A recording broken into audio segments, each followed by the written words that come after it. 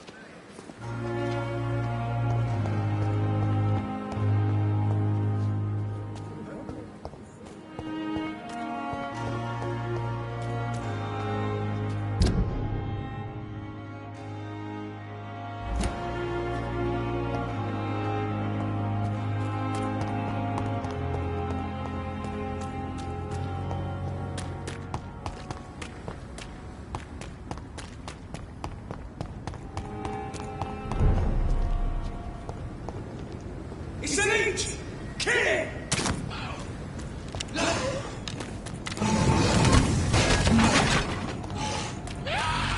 Want to win?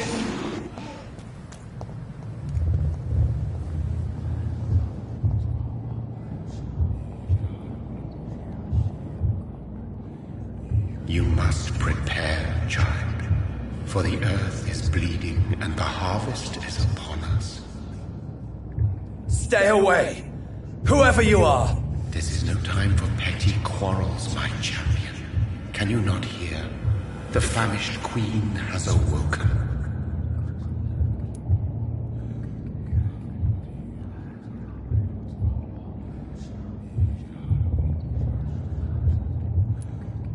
I am not your champion! But of course you are, son. As surely as you are the blood of my blood. I had to kill Mary! I have known your pain, child. Do not succumb to... Silence! I dismiss you, now! The land calls for a champion. All and everyone needs you. Silence! I'm tired of all these puppet shows.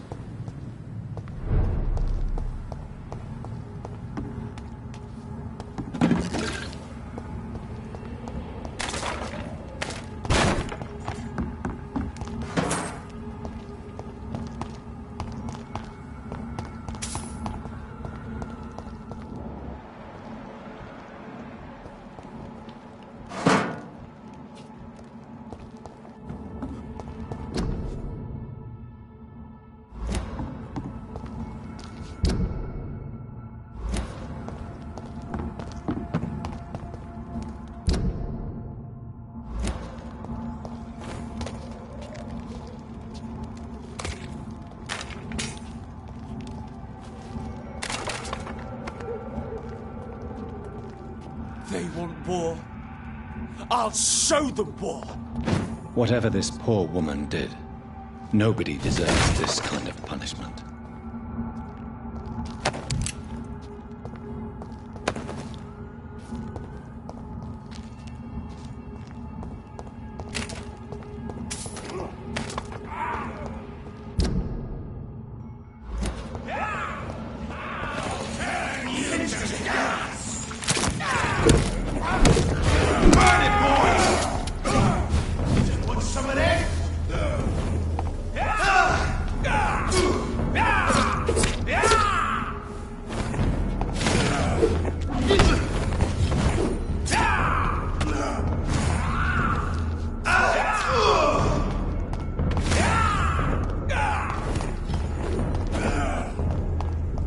So this is where she lives. What a splendid house.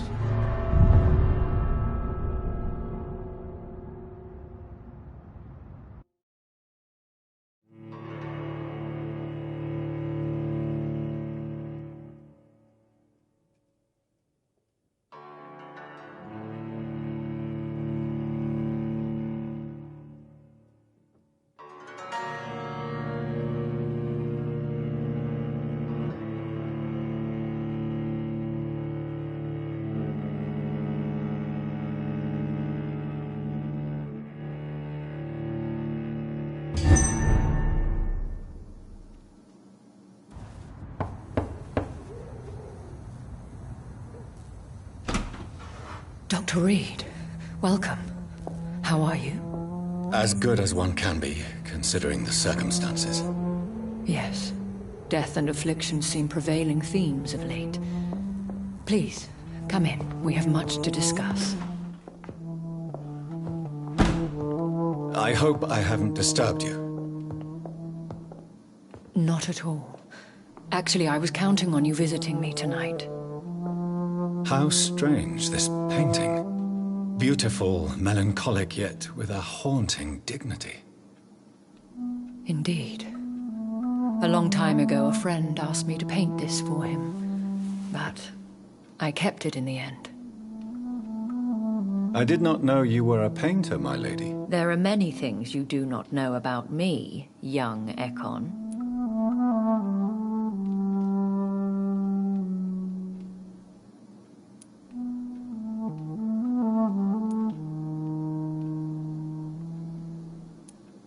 Please, call me Jonathan. Please excuse my behavior, Jonathan. I tend to tease my friends when uneasy. What is bothering you, my lady? Your letter was quite alarming. We will talk about this in a few minutes. For now, I would like you to tell me about yourself. How have you been since we last met, my friend?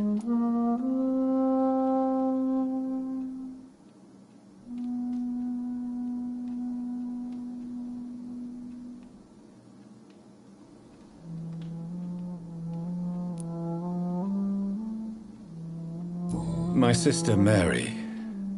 She was made a vampire in the same way I was. She was the one killing all those people everywhere I went. Vengeance is a powerful force for those betrayed. Made vampire through careless error. Victims by surprise.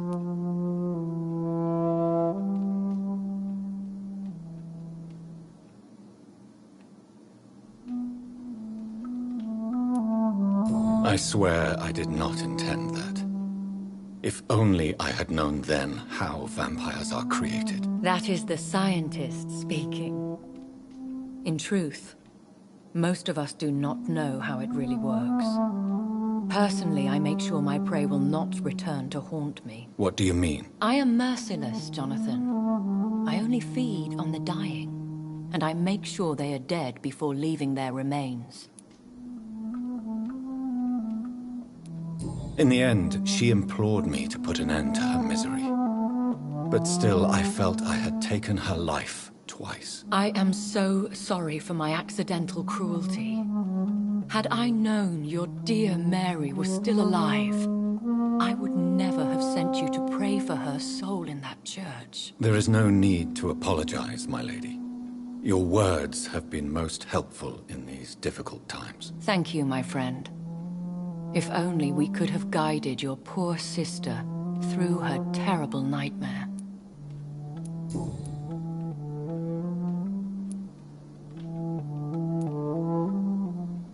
I came to the conclusion that my maker, whoever he might be, must be a powerful vampire. Certainly extremely old. How have you reached this conclusion?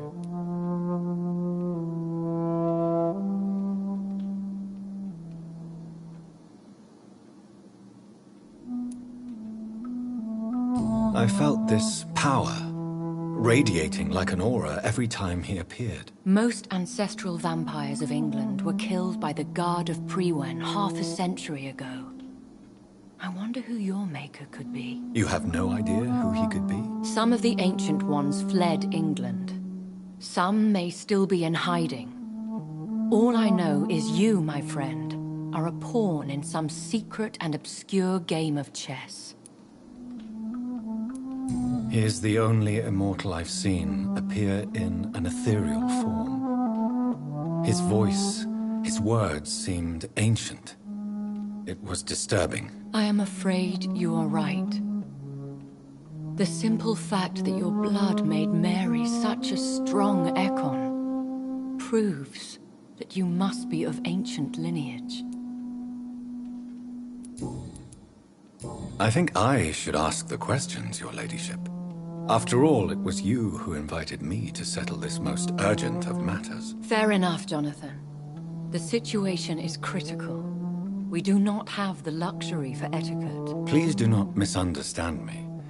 I would be delighted to discuss mundane matters and idle trivialities. If we survive the dark nights to come, we shall have all the time in the world to speak, you and I.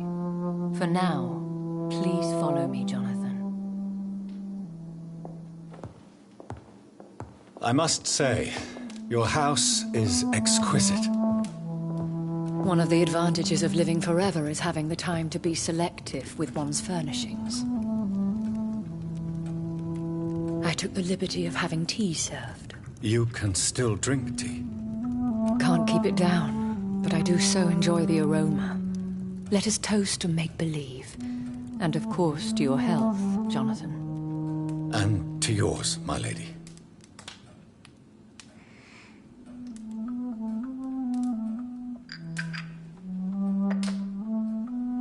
Please, call me Elizabeth.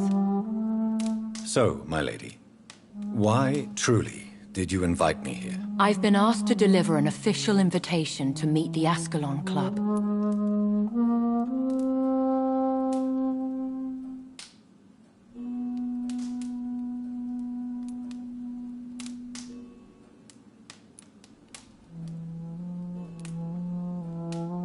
Who are they? Really? They are the embodiment of vampire law in Britain.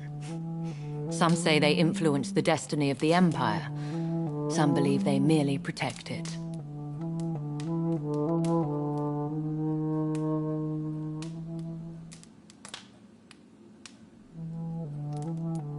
How many are they? Only a small number of powerful and deceitful immortals.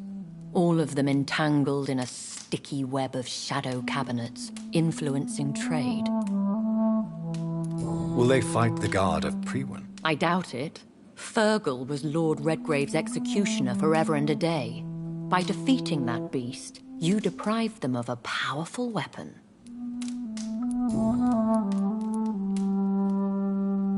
Why use you to contact me? Because they know we are close. The Ascalon Club has many spies. Their main occupation is gathering information and then deciding how to use it.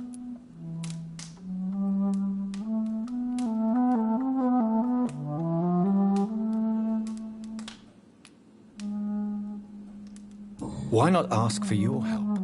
Since you are obviously a powerful and influential immortal yourself.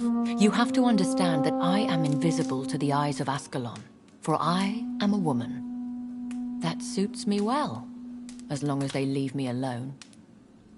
Have they threatened you in any way? Not at all. Their message surprised me at first, but it is only logical, considering the critical situation in London.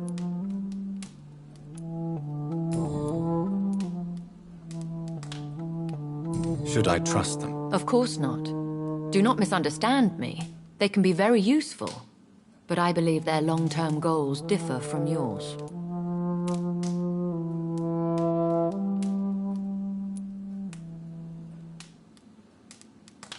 Should I lie to them? We all lie, Jonathan. It falls to you to choose your behavior. The most important rule is to show them due respect. Why meet them then? Because nothing truly important can be achieved in this city without their consent. They could be powerful allies in this current situation. They have done nothing but impede my investigation since I became known to them. Why would they want to see me now? I guess they now see you as Ascalon material. They must have found out what happened to your sister. Proof of the potent blood flowing through your veins. I'm not sure I can accept their invitation. I have seen their handiwork. How Fergal the Beast imposed the club's law. You have no choice, Jonathan. Even I would not openly defy Lord Redgrave, the chairman of the Ascalon Club.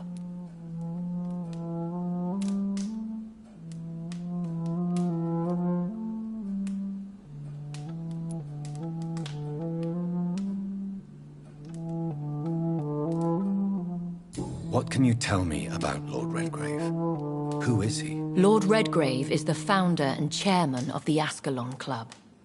Most mortals know him as the Earl of Bristol. He is rich and extremely influential.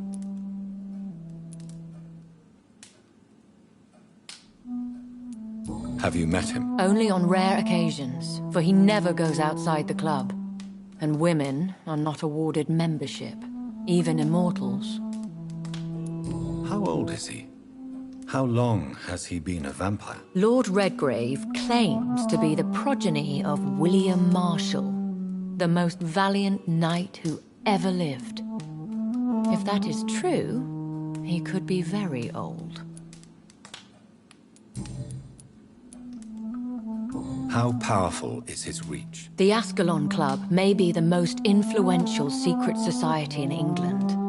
Not all its members are immortals, but they are all very powerful.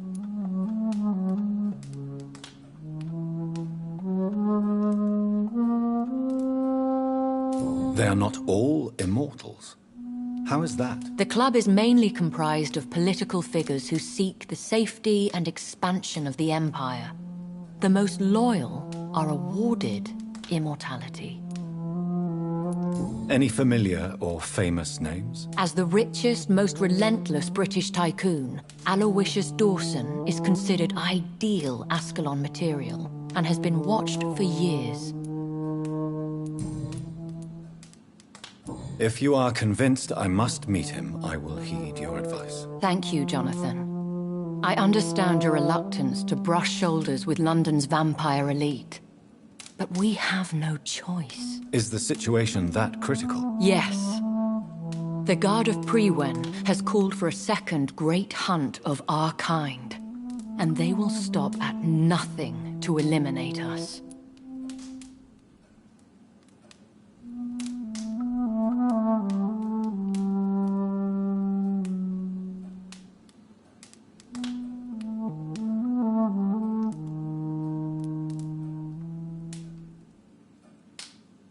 What is a great hunt? The first great hunt was launched about 75 years ago.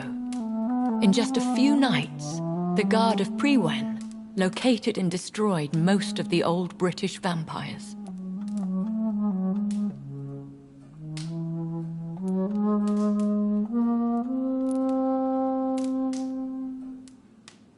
How did you survive the first hunt? I fled, Jonathan. Like most vampires who survived that slaughter. And I secretly came back when I was sure they had lost my trail. Why start a second one? Prewen has always seen us immortals as a threat to mankind. My guess is they suspect one or more of us is the cause of the epidemic. Will the Guard of Prewen and the Ascalon Club fight each other? I doubt it. If Prewen really launched a great hunt, I think most of the Econs I know would flee the country to escape the bloodbath.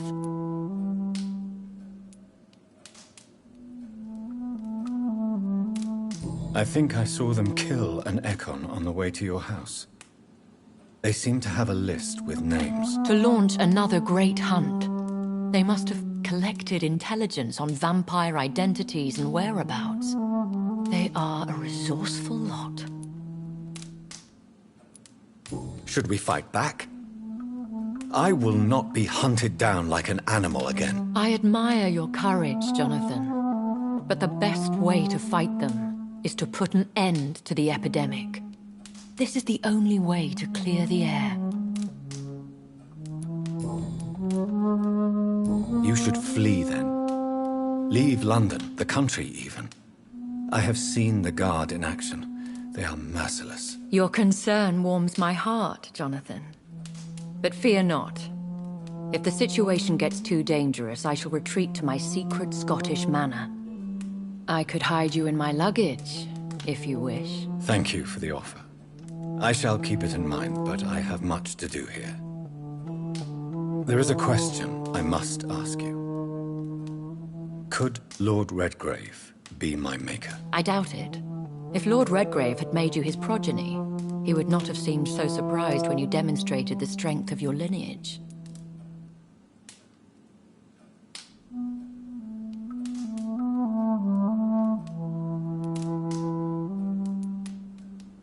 what is the plan? The plan is we both try to save this city, you and I.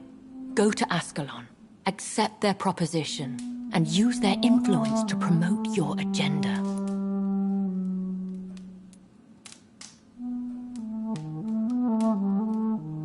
How can I save London? The epidemic is the priority. You must find its origin and put an end to it. This is the best way to solve the crisis. What will you do? I still have contacts and old friends in this town. I shall make some inquiries and attempt to learn more of the situation. We need clarity. Will I ever discover the identity of my maker? Maybe not, Jonathan. We know for sure you were made by a powerful vampire, but most of those fled England long ago.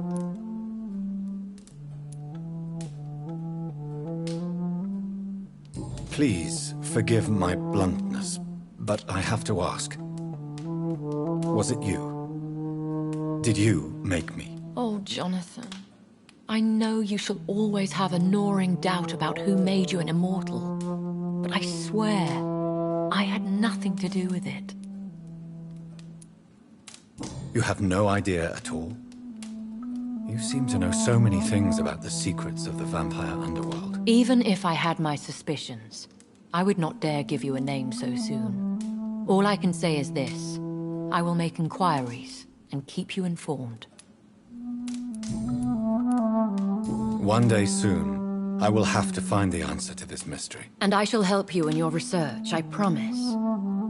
For now, you must go to the Ascalon Club and play their game. Will I see you again at the Pembroke Hospital? No, you will find me here if you need me. I shall conduct inquiries alone, and we can then share our discoveries.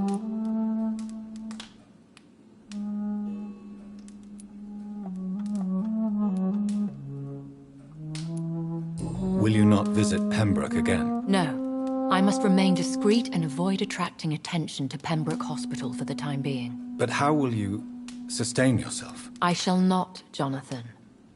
Fear not. I'm used to it. When will we meet again? As soon as you meet Lord Redgrave, I suppose. Fear not, my dear. I shall only be a heart's beat away. I want to thank you for all your support and your help, my lady. Could you do me a last great favor and call me Elizabeth? I should be honored, my lady. Then it is settled. Finally, some good news in these dark hours. Thank you. I appreciate the advice. I had best prepare myself to meet this Lord Redgrave now. How thrilling to meet the Earl of Bristol in the flesh, so to speak. Something tells me you're not very keen on the man. Don't get me wrong. The gentlemen of the Ascalon Club are honorable, but their attitude and opinions are somewhat antiquated. I see. As long as they deny access to female applicants, I will leave them to their antediluvian considerations as to the natural order of things. Jonathan, promise me you'll be careful. Of course. But why the fear in your voice? Look at me, Jonathan. I am. I mean, really look at me, young Ekon.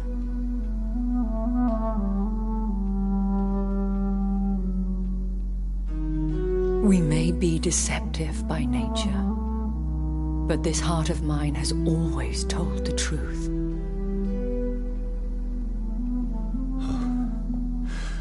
Elizabeth. Go, my friend. But come back to me soon.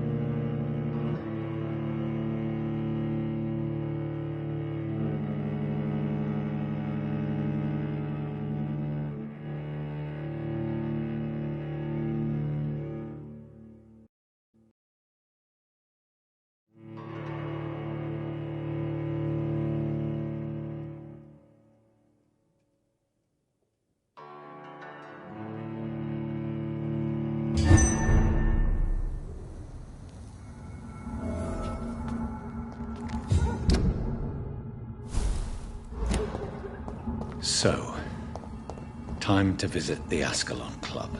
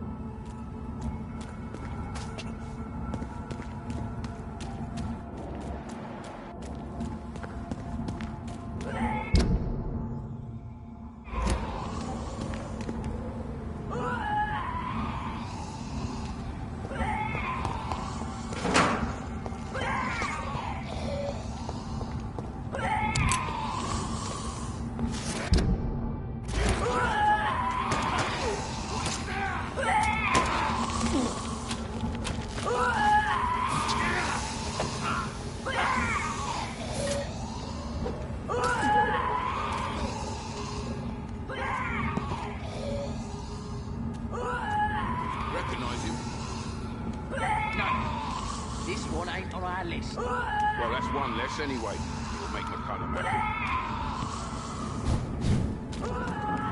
That was the vampire I saw earlier.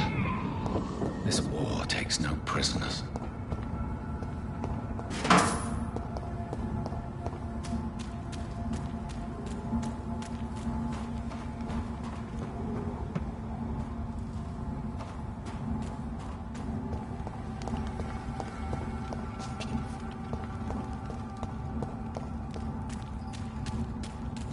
The West End. Never have I felt so sad to be back home.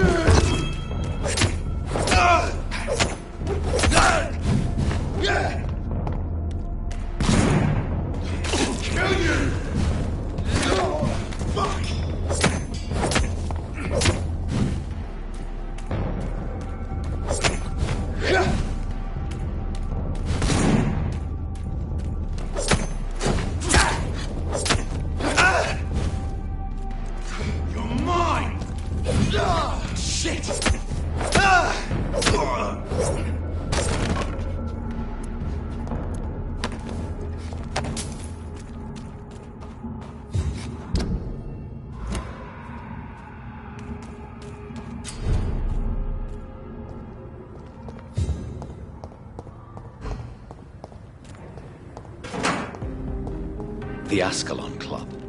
The heart of British vampire society. Not quite as subtle as I expected.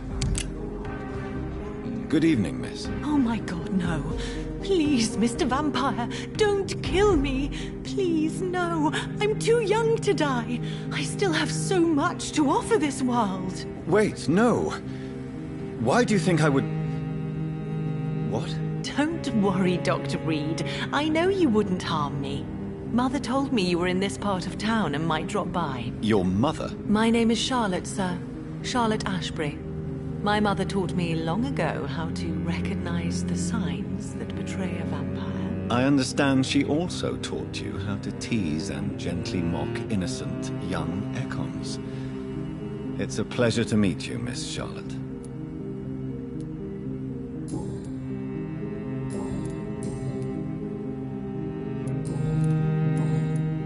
What do you... I was raised here, and I suppose it feels like home. You grew up in this part of town too, did you not?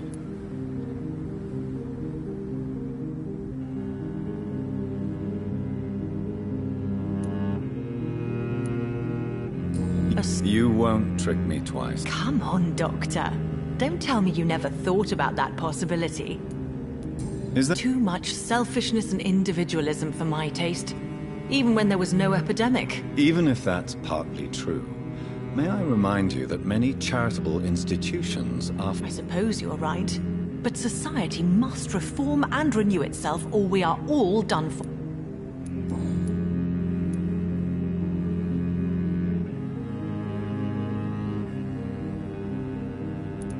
What are you... You mean, what do I do outside at night, since I am a woman? Let me ask you a question, sir. Would you ask the same question of a man? Actually, yes. I ask the same question to everyone who dares to go outside at night, considering the risks. Well, if you must know, I campaign for the right to vote for all women. Why should I wait to the age of 30 years when men can vote at 21?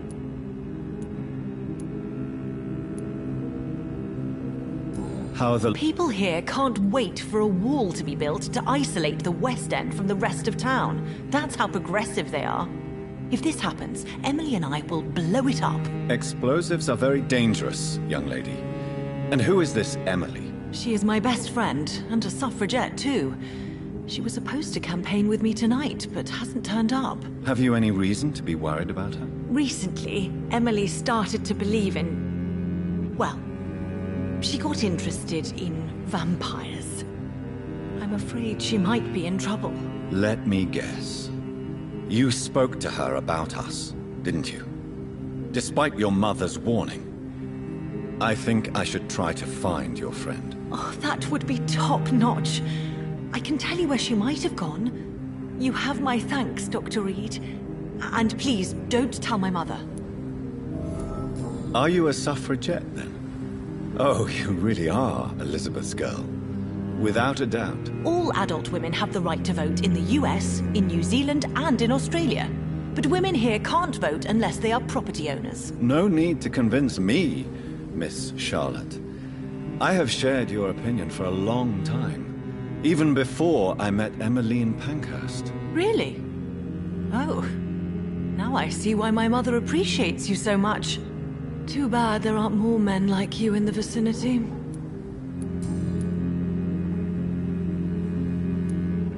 What exactly? Your name and profession, obviously, and the mystery about your maker. I'm sorry to hear about what happened to your sister, sir. Mother says it was not your fault. Does it not scare you to know what I am? What your mother is? Why should it? My mother is the most compassionate woman. Must I be wary of her, Dr. Reed? Or you?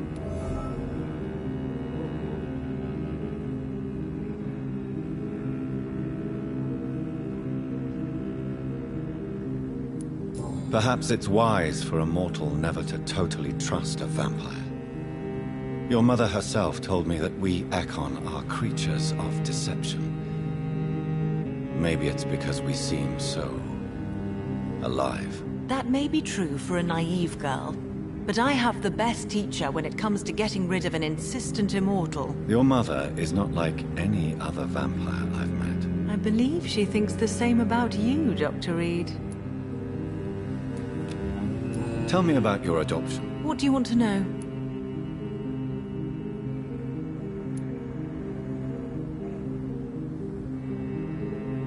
How did you meet Lady Ashbury? First, I was an orphan in the institution for girls she manages in the West End. When I was 10, she adopted me, and I have lived with her ever since. Did you know she was a vampire when she picked you? The correct word is agin, Doctor. And no, I had no idea why my mother only showed up at night. She told me everything when I turned 16, though I suspected the truth for a long time before that. Who are your real parents? Elizabeth Ashbury is my real mother. She raised me and has taken care of me all my life. I have no idea who my progenitors are or were. Do you live with her? I still spend a lot of time in my mother's mansion, but I have my own house now. I have a life to live, you see. And one day, I'll have my death to face.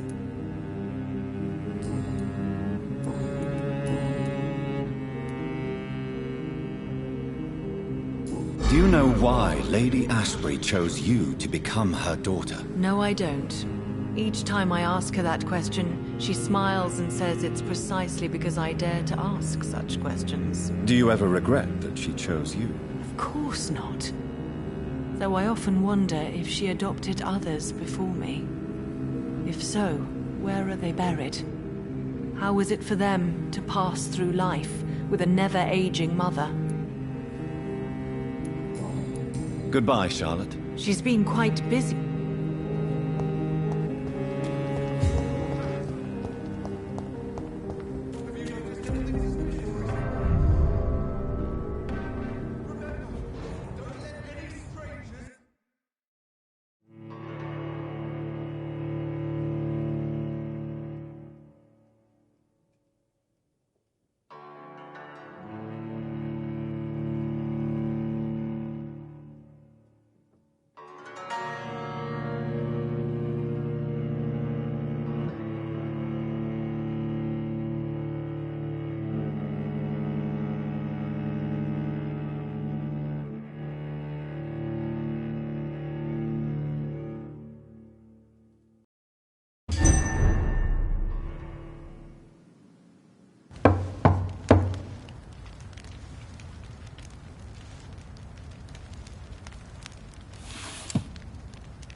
Do you know where you are standing right now?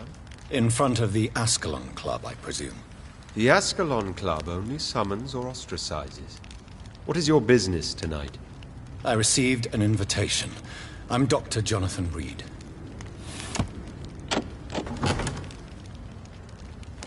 Welcome to the Ascalon Club, then, Dr. Reed. Please proceed. Lord Redgrave is waiting on you upstairs.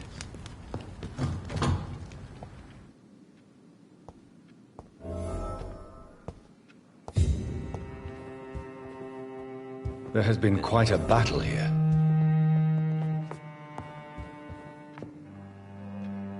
I'm sure the Ascalon Club has the money to replace the furniture. Welcome to the Ascalon Club, then, Dr. Reed.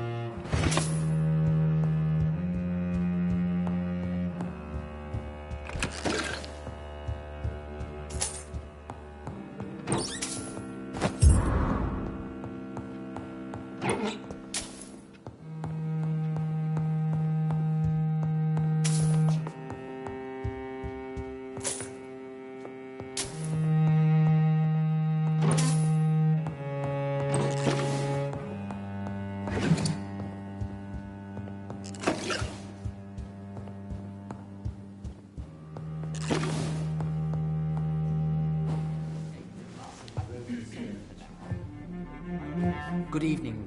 We repel the intruders for now.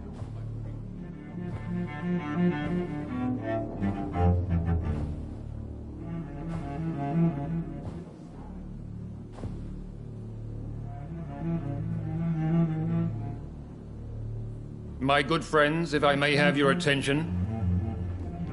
Behold our visitor, the good Dr. Reed. Newborn of blood so pure and strong that even my friend Fergal Bansher was no match for him. Here, here, here! Come forward, young Ekon, for we have so much to discuss. Welcome to the Ascalon Club, Dr. Reed. I am Lord Redgrave, Earl of Bristol and chairman of this exclusive association. Lord Redgrave. At last we meet. I've been eager to make your acquaintance. I've heard some astounding things about you. Please accept my condolences for your loss, Dr. Reed. Thank you, my lord. Lady Ashbury expressed your wish to meet me. Yes. The lady has always been a useful acquaintance, though not always reliable. Is she a good friend of yours?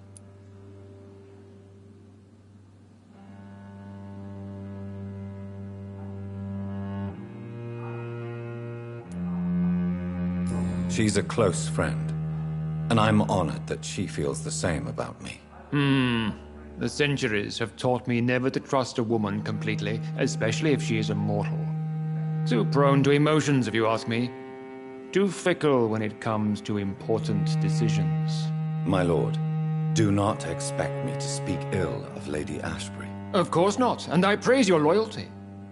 Would you offer the same fidelity to the Empire? What do you mean? I speak of the Skull Plague that threatens London and the country.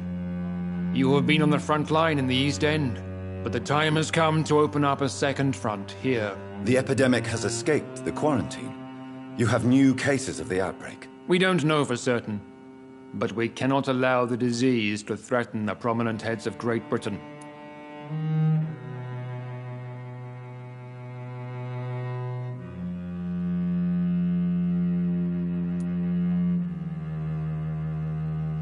Why do you suddenly need me? The Ascalon Club only recruits the best, and you definitely fit the bill. Your scientific and medical reputation alone would qualify you as a candidate. You want me to find possible sources of the outbreak in the West End. Is that it? Ah, straight to the point, like all eager newborns. We shall have time to talk about all this, Dr. Reed, but first, I should like to get to know you better. Talk? Is that the only reason you asked me here? Well, no. I also wanted to meet the intriguing Ekon, who made such a powerful progeny of his sister. You have not learned the name of your maker, am I correct?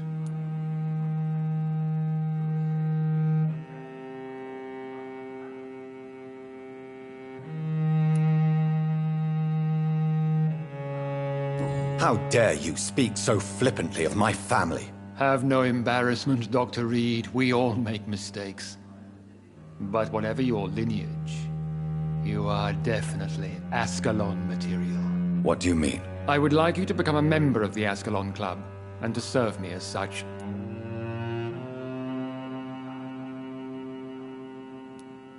Before I accept, I have so many questions. Please ask.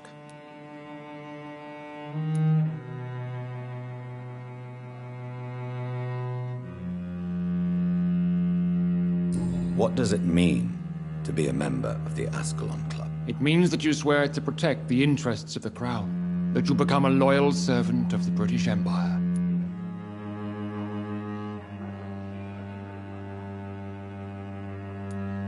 Do you have any official recognition from the government? A charter from His Majesty the King? No. Of course, the Ascalon Club publicly supports the Empire, but the true nature of its members remains a secret. Am I supposed to follow orders? As founder and chairman of the club, I alone am entitled to make demands of our members, and I do appreciate obedience.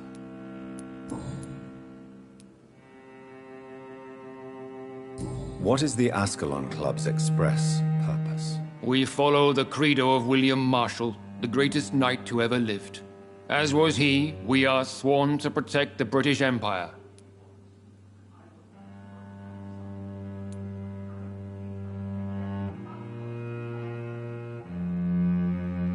What does Ascalon mean? Ascalon was the lance wielded by St. George, glorious patron saint of England when he slew the dragon. And like that lance, we pierce the hearts of all our nation's enemies. William Marshall founded the Ascalon Club. Not exactly. William Marshall granted me immortality, and I founded the club a few years later. The good knight has been gone for so long. I killed Fergal, who claimed to be one of yours, sent to cleanse the East End of all Skulls. Will his death be an issue? Do not worry. My priorities have changed. Fergal was a zealous servant of mine, but like any servant, he had his limitations and is readily replaced if necessary. I agree to join the club. This is good news. Good news indeed in these crucial times. Let's inform the Assembly formally and proceed with your initiation. My initiation? Fear not. Nothing fancy nor dangerous. It is just that we, the members of Ascalon, believe that tradition and custom are the backbone of this country.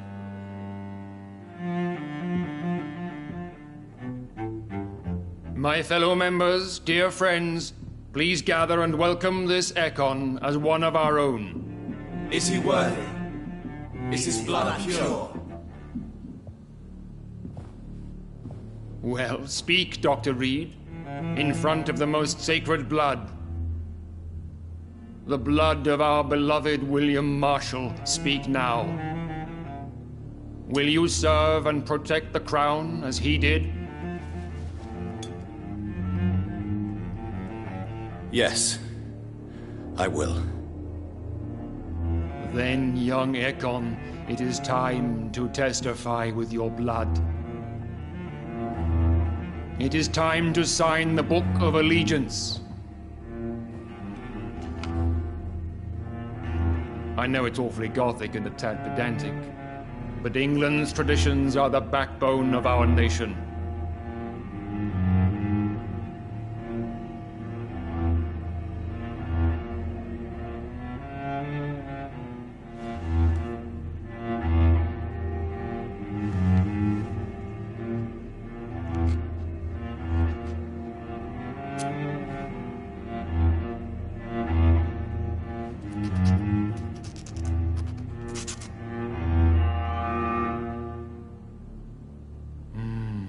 Delightful.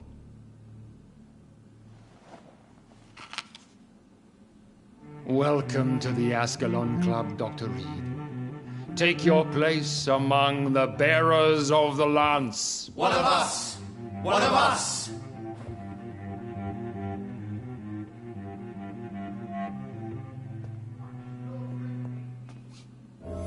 That went... You have the... So why did you really want to meet me? Straight to the point again, young Ekon.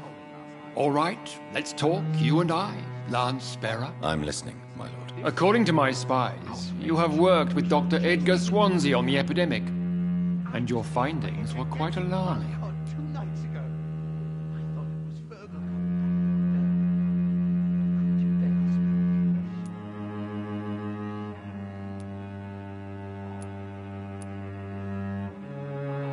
Do you know Edgar Swansea? Not personally, but I've been told he has some sort of immortal fetish and is a good friend of yours. Does it bother you that I consider him my good friend? As long as you reveal nothing of the club's inner workings, why should I forbid you engaging in conversation with the good Dr. Swansea?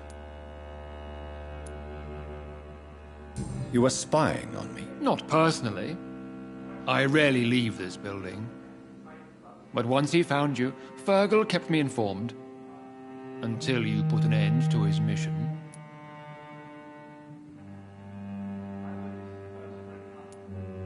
Who was Fergal?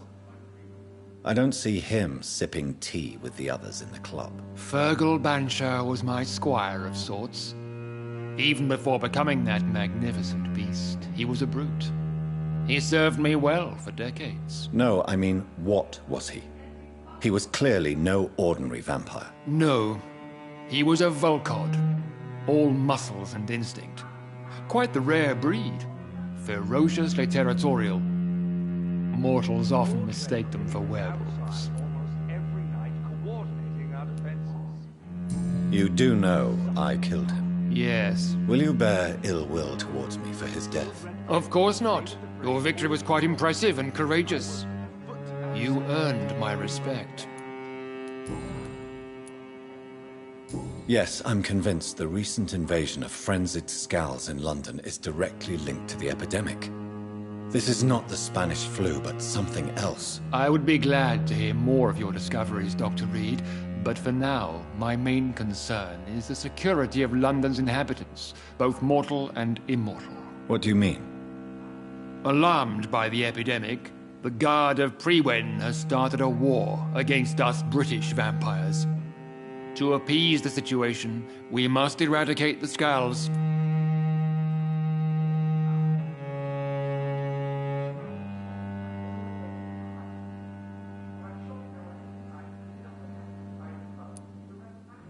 I have met peaceful and wise Skulls. To exterminate them means we are no better than vampire hunters. Skulls are hideous, shameful creatures that give all Ekon a bad name. So, what do you want me to do? I want you to investigate the city thoroughly. I have reason to fear there are cases of contagion in this part of town. Our absolute priority is to find and cleanse them. And how would you like me to proceed? By all means necessary, Dr. Reed. You are now a member of the Ascalon Club and you have carte blanche. Interrogate the locals, follow all the leads you find, and get results. Have you heard the rumors of some horned vampire revealing himself and singing obscure songs around the city? What is this new malevolence?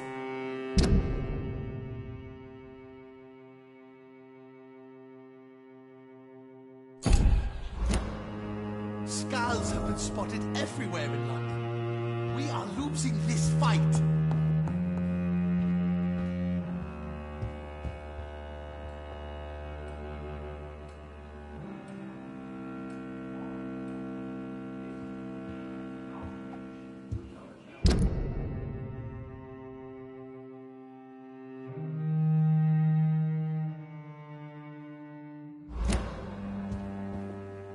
Good evening.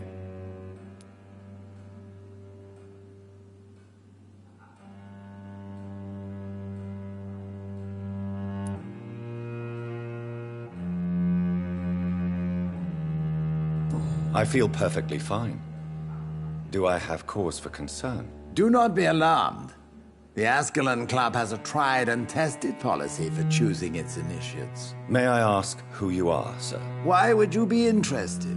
Well, as you seem to be the only man in the room with a beating heart, you draw quite a bit of attention yourself. Ah, vampire senses never cease to fascinate me. They dwarf those of mere mortals. I am Aloysius Dawson, by the way.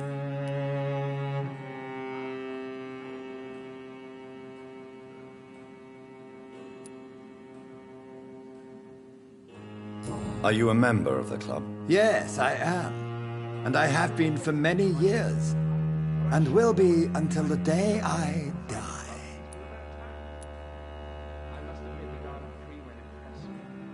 What can you tell me about it? It's not really my place to give you such information. I am merely a mortal member, and a dying one at that.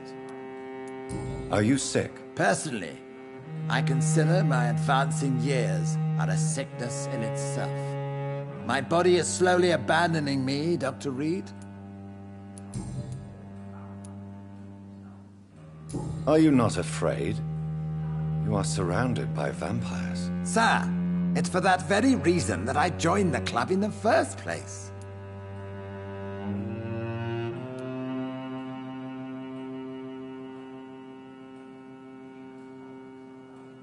Is not the nature of this club a secret shared by only a privileged few? My dear Dr. Reed, I have spent years and a fortune precisely to gather that kind of information.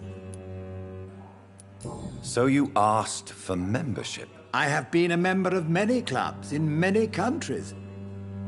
But I must admit, this one is my favorite.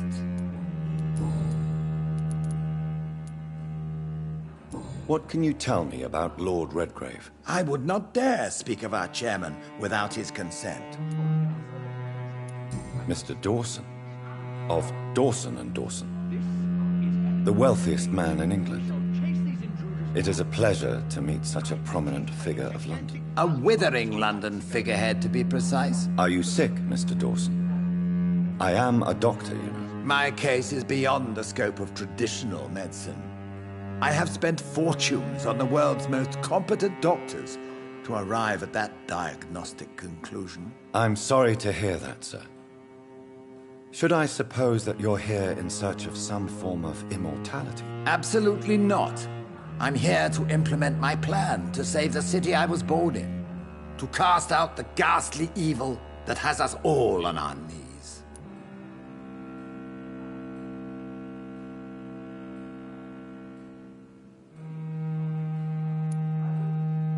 What do you know about the Guard of Priwen? I should not say this, but I admire their commitment.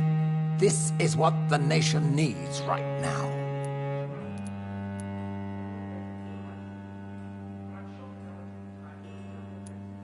Would you help them? No. There is a time for such methods. But brute force will not be enough to fight this plague. We have to think differently. But they are our enemies. They are not mine, Dr. Reed.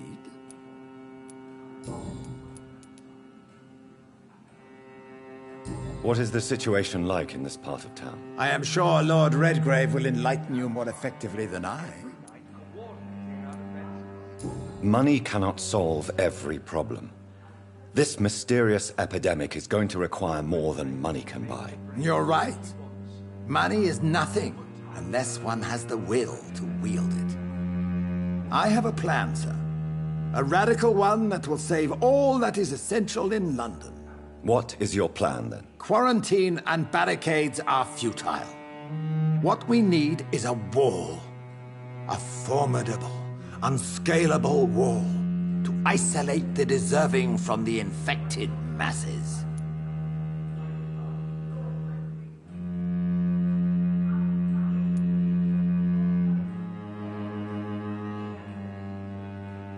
But that would segregate the rich from the poor, would it not? It would be unjust. Our only course of action must be to save England. And to save England, we have to make sacrifices. Are you not mistaking sacrifice for summary execution? Why do you care? Are you not a vampire? Removed from all mortal concerns? Decisiveness is what the city needs, and it needs it now.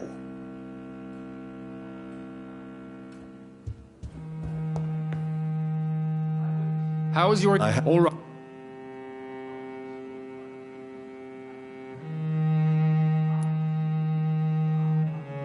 Goodbye, Lord Redgrave. Go.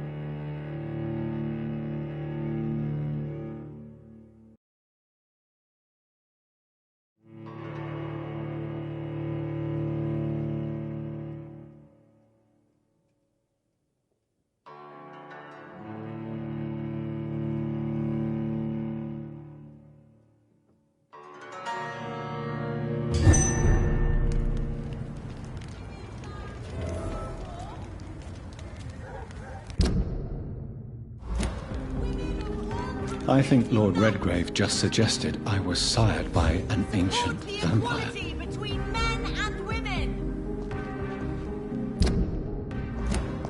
Please, sir, whether you need to buy something or not, I am happy to help. Good evening, sir. Please forgive me for disturbing you.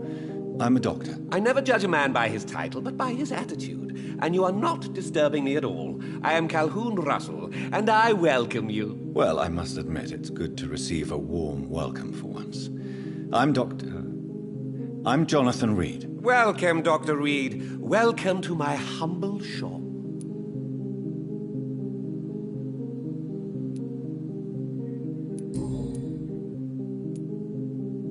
Do you have any family nearby? Not since my parents died.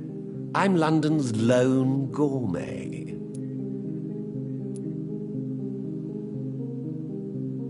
Really? But you seem to be such a pleasant and sociable fellow. I'm afraid the real hedonist has to be sometimes. I discovered ecstasy as a solitary pleasure, but it does not mean it can't ever be shared. London's lone gourmet. What a strange title. I used that name in my early years when I was a food critic, and I kept it.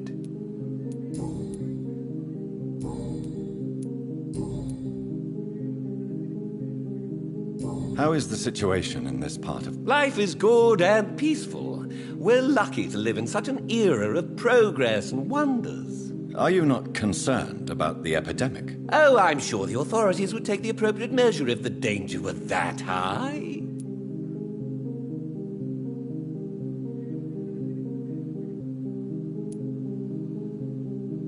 Are you that blind? I've seen hundreds of victims piled up in this city each week. Mr. Reed, please. Why are you so angry? I did not mean anything by it.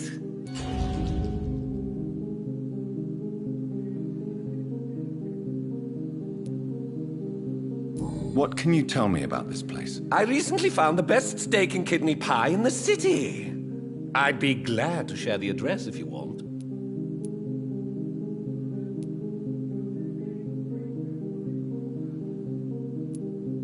I must confess, I have quite specific tastes when it comes to nutrition. Really? Well, I'm always happy to try new exotic meals. If you ever find an intriguing table, please share the address.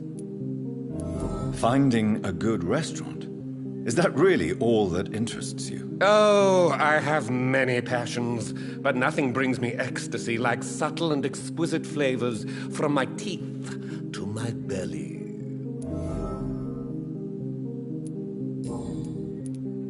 How is the... Life... Are you... Oh, are you... Mr... Is it not a little too late? On the contrary, it is the perfect hour. Believe me, my friend, it is always at night that you meet the most fascinating characters.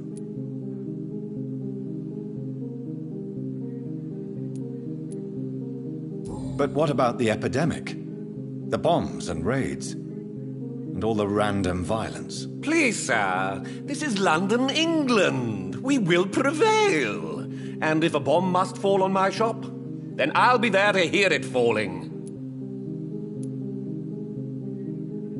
So you prefer to work at night? Oh, I also enjoy a sunny day like everybody else. But the night always has a certain je ne sais quoi of its own.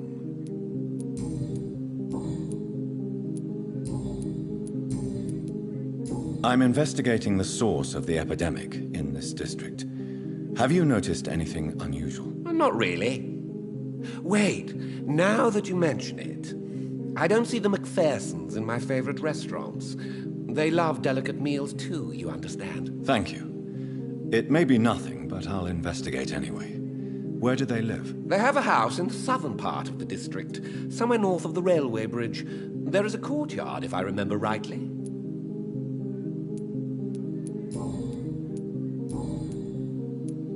I may have a look at your...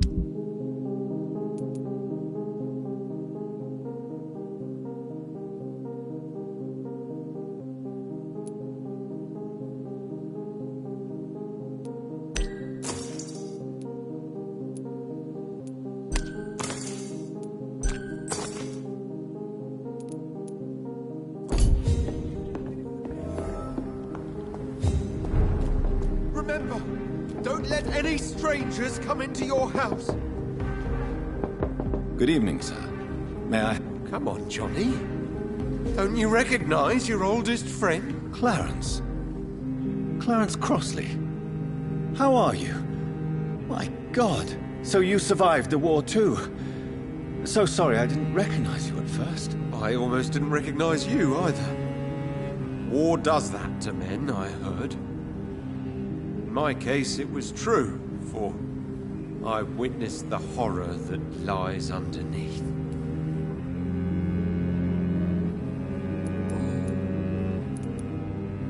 How is your wife, Venus? We've spent so much time away from each other, and so many things have happened.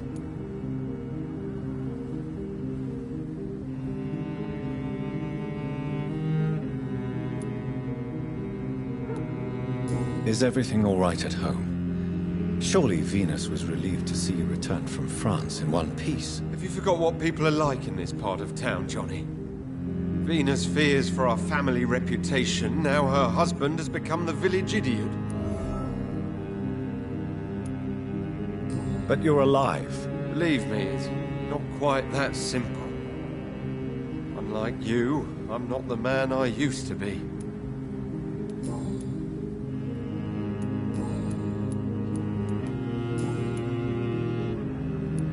When did you escape the war and return to London? You know what's funny? I almost never think about the war. Not anymore. I'm involved in another kind of battle now.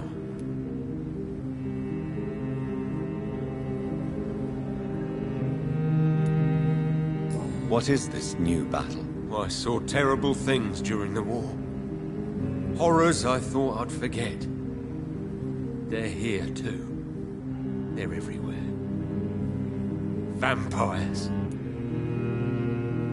I know what you mean. I haven't had much time to think about the war either since my return. Of course. With the epidemic, I bet you've been busy as well. Forgive me, Johnny, I didn't want to sound selfish. I'm investigating the source of the epidemic in this district. Can you help me? Infection is everywhere these days. But if you ever go to the park near that swanky house belonging to the Mullaneys... Yes? What about the Mullaneys? What about their house? Not enough noise for a big family with children. Not enough movement. Closed doors. What is going on in there? I wonder.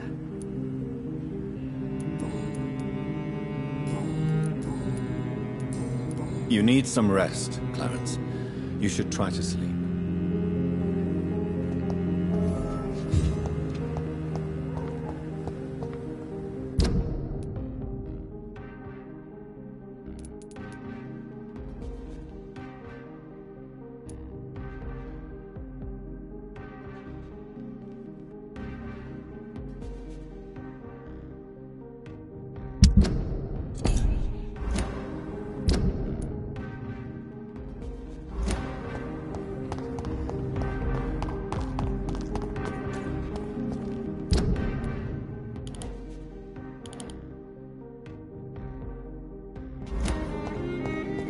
Why are vampire hunters sniffing around here? I need to find out what they're after.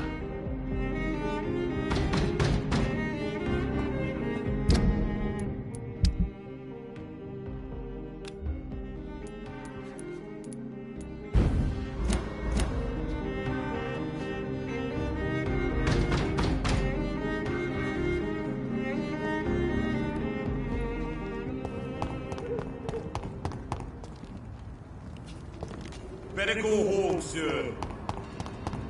Best stay back, sir.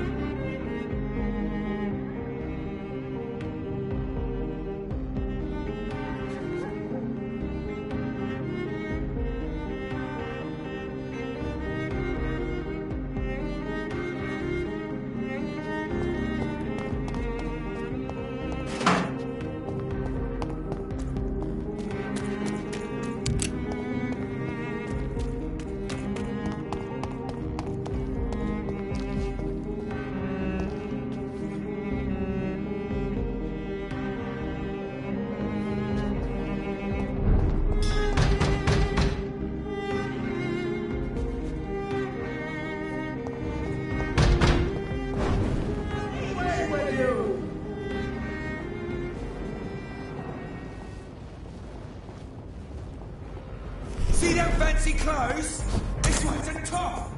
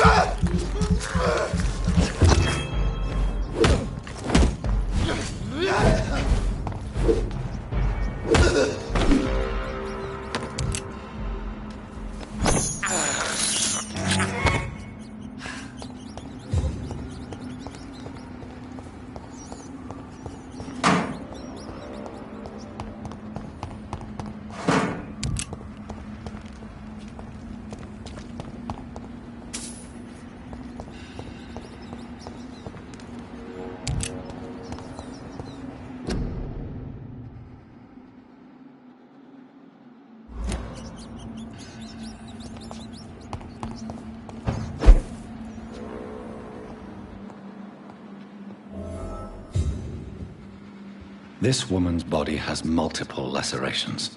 They're deep, too. Whoever did this was driven by rage.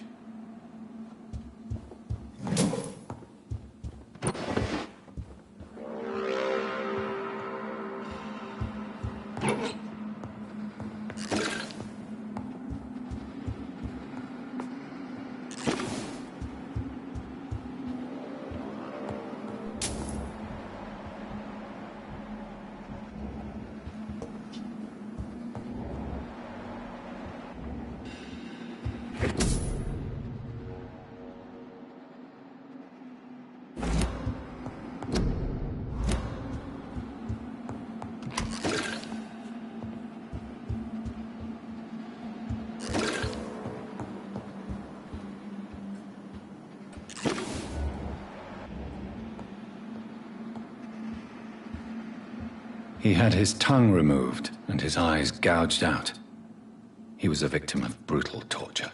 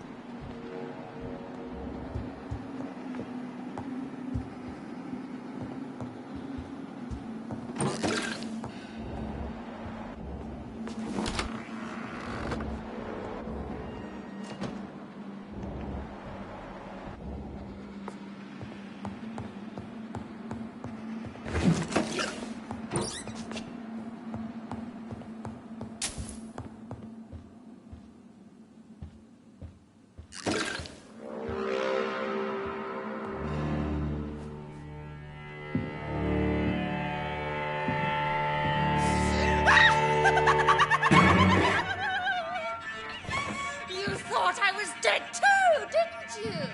No, I was just pretending. Doris told me I could have been a great actress. You killed your family. They mocked my talent! Ah!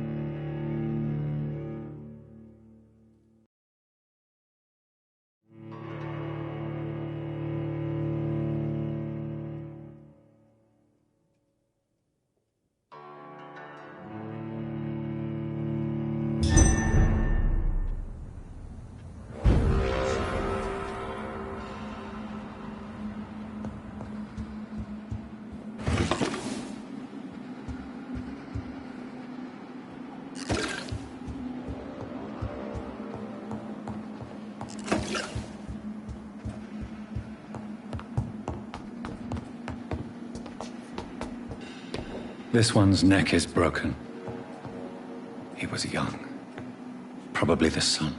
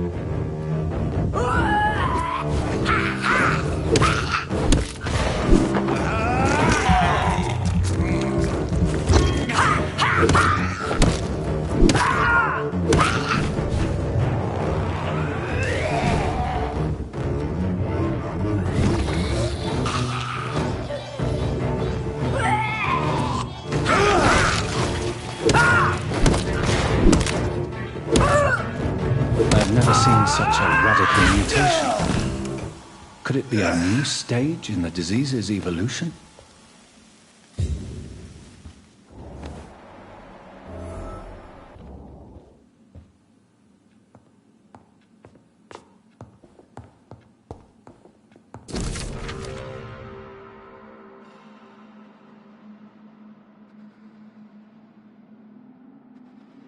So, this girl took lessons at the famous Doris Fletcher acting school.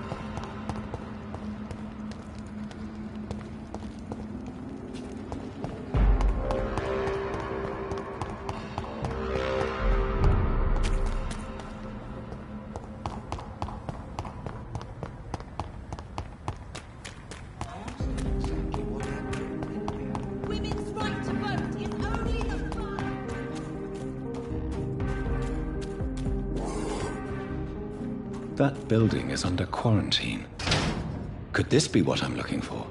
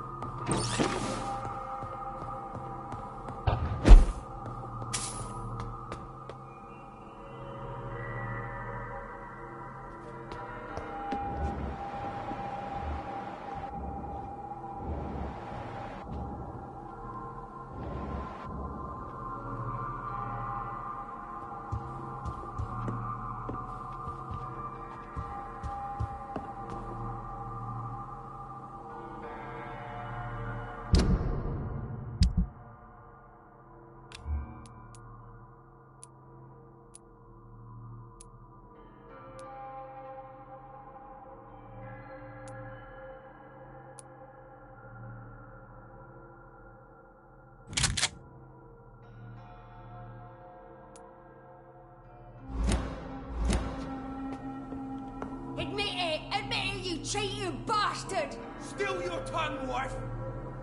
Liar, coward! You brought this on us! You infected the whole family! I said I wanted to leave the house! What? Leave me alone with them while you go back to your whore? Fucking convenient!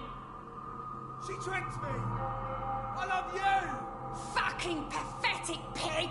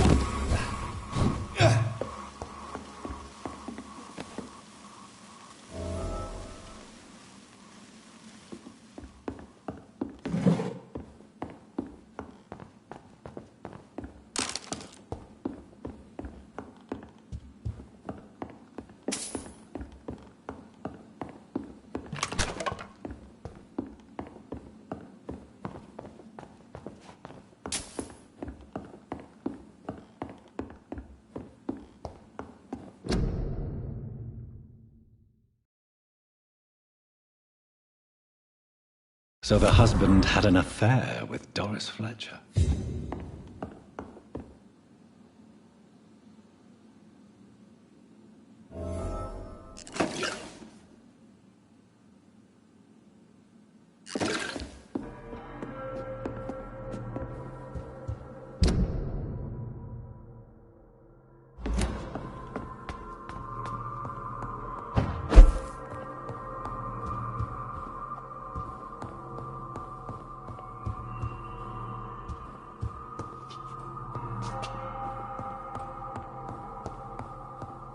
Doris Fletcher seems to be the missing link here. It can't just be a coincidence. I should go to her acting school.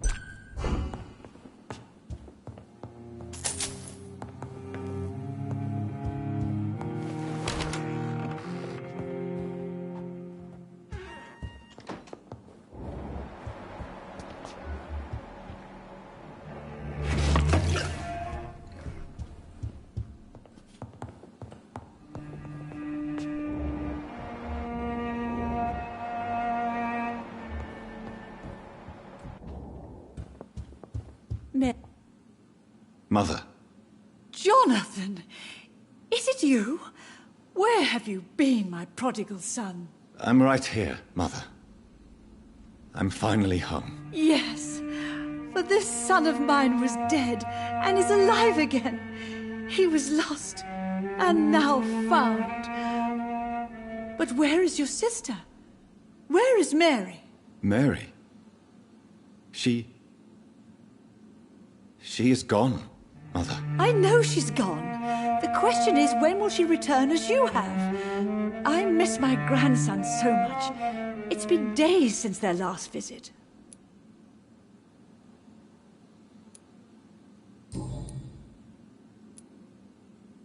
Mother, do you know what's been going on in this area? Not really. I don't go out much due to the epidemic, and when I do, I tend to get lost. What do you mean you get lost? I hope you don't go outside alone. Of course not. When I go out, your father always comes with me, but he leaves me there sometimes, and I have trouble finding the way back.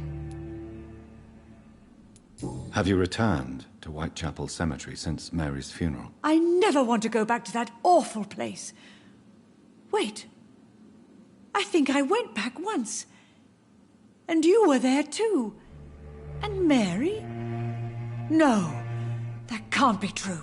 It was just a bad dream, Mother. A nightmare, yes. Mary was so angry. I walked back home alone. If that kind policeman had not called Avery from the station, I don't know what would have happened.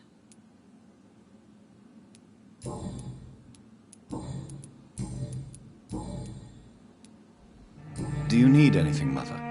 Can I help you? I just want you to stay with me, Jonathan. Your room is ready. I asked Avery to make your bed. I'll stay as long as I can, I promise. Do you need anything else? Just one thing. Stop staring at me like that. As much as I love you, it breaks my heart to look at those empty and dead eyes. Are you working on a new painting? Not recently. I have trouble focusing on my subject and my mind quickly drifts.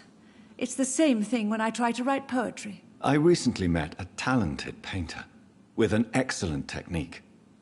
I wish you two could meet. I'm sure you'd like her. I'd be glad to meet her. What is her name? Is she famous? Is she dead too? She's not famous, and her name is of no importance. And yes, she is also dead. The important thing is, I hope you two get along.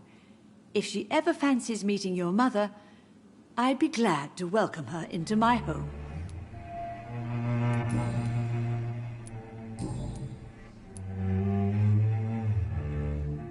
Why do you say Mary is visiting you, Mother? You know that's impossible. Why should it be? Are you not standing in front of me right now? Why should it be any different with your sister?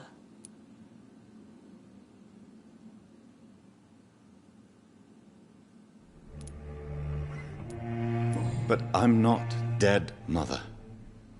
I'm really here, talking to you, trying not to cry. Oh, it breaks my heart to have to tell you this. But of course you're dead, my darling boy. Just look at you, as pale as my Mary. But Mary really is dead, Mother. Yes, And are you not dead too? Isn't your father dead? And my grandson, and my son-in-law, you're all gone. But you all still visit me from time to time.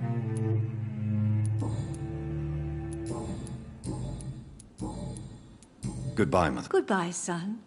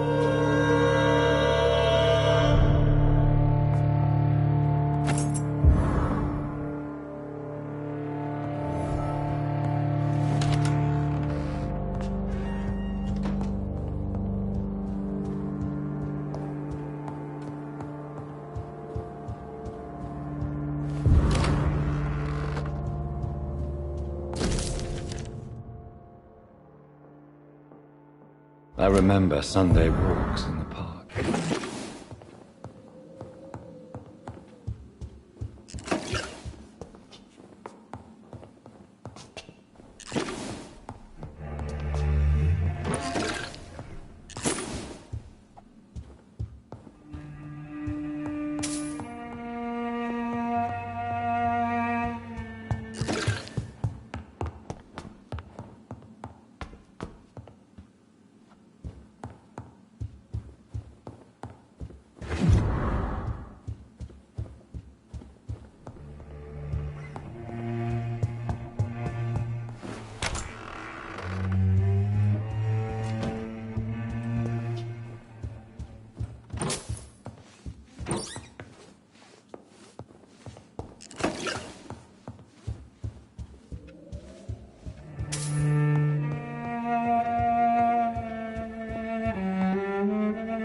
Good evening, Avery. Mr. Jonathan, I can't believe my own eyes. Oh, it's a miracle. We all thought you were...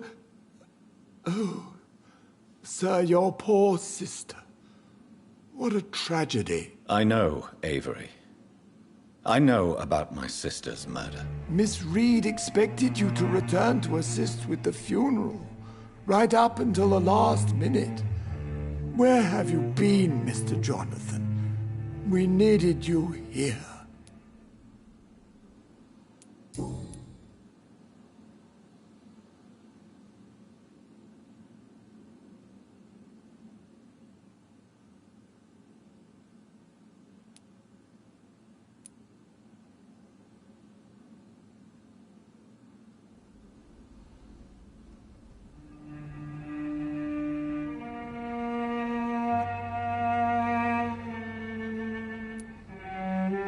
What is the situation in this part of town? For a time, the West End seemed spared by the epidemic.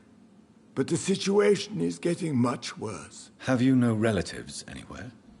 I'll understand if you want to take a few days to see family. Your father managed to guarantee my earnings as long as I take care of this house, sir.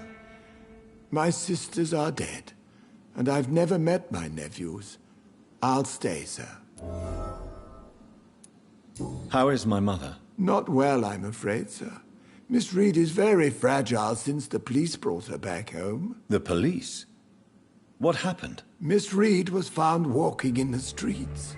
She kept saying she had spoken with her son and daughter. She's resting now.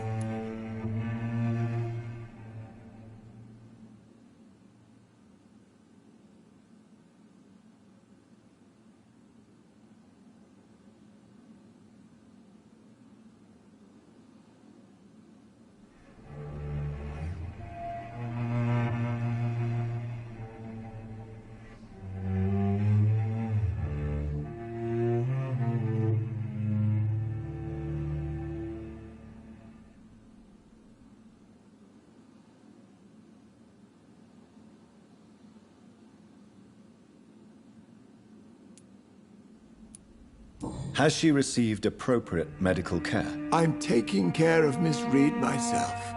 Hospitals are so overwhelmed by the epidemic that they can only accept patients infected by influenza. Perhaps we could arrange a short trip. Somewhere sunny, like France. She has always been very fond of France. I think leaving London could do her good. I'm afraid Miss Reed is too frail for the moment. Recently, she started going out at night without remembering it. I have to watch her carefully. I'm sorry I could not be here for Mary's funeral. Your mother was strong, sir, but your support would have been appreciated. Apart from the priest and I, no one else attended your sister's funeral. To be present at the funeral with you both was my dearest wish, Avery. But I'm sorry, I simply could not attend. I would not dare to question your absence, Mr. Jonathan. All I can say is that we missed you a great deal during these difficult days.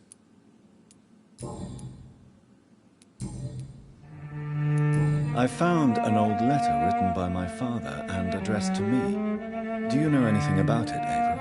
Your father wanted me to give you this letter for your 35th birthday, but you left for the war, and the letter remained in his office until tonight. I realize now you knew my father better than I did. Do you know why he left, Avery? Did he ever speak to you about his departure? No, sir. Mr. Reed was not exactly forthcoming. Perhaps this letter will give you the information you require. Tell me the truth, Avery. Do you feel forced to stay here? Would you leave this house without the arrangement made by my father? No, sir. I have nowhere else to go. And I promised your father I'd take care of his family as long as I live. This house is dead, Avery. There is a curse on this family. You really should consider leaving. If only you could have been here sooner or more often. Maybe this house would not be that empty. But you're here now, sir, so my task is not over.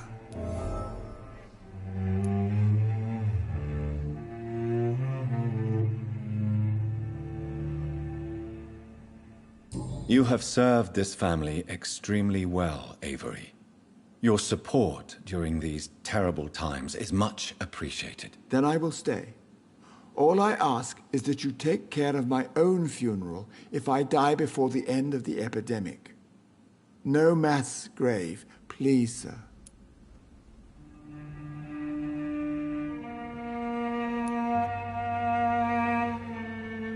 Do you really think I don't take enough care of my mother, Avery? Yes, I do, Mr. Jonathan. You clearly have something more to say. Speak your mind, Avery.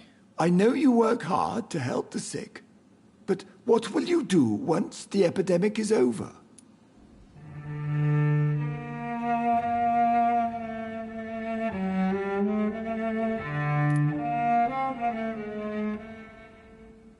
My home is here, and I have nowhere else to go. But this house will need some improvements if I move here. Some radical changes. That's good news.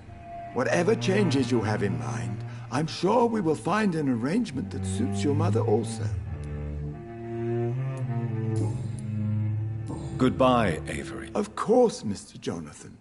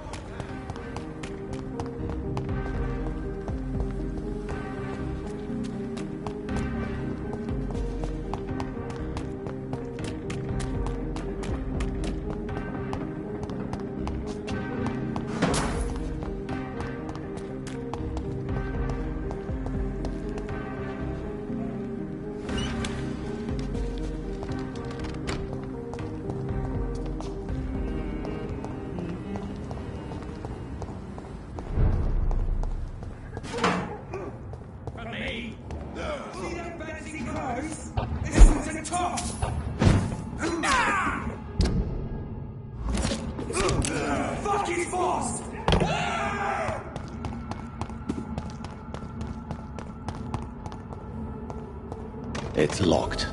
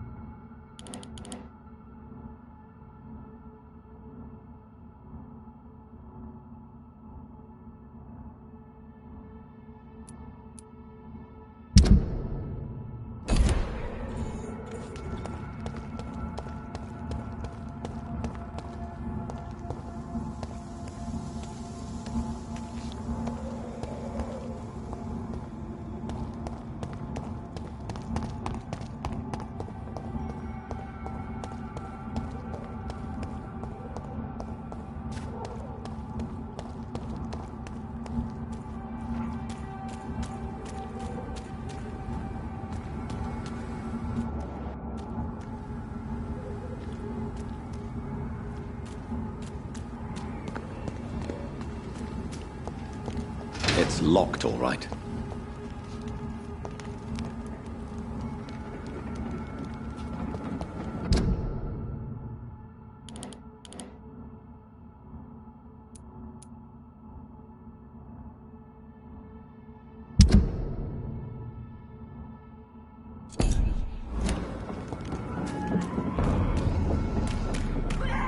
I'd step back, sir.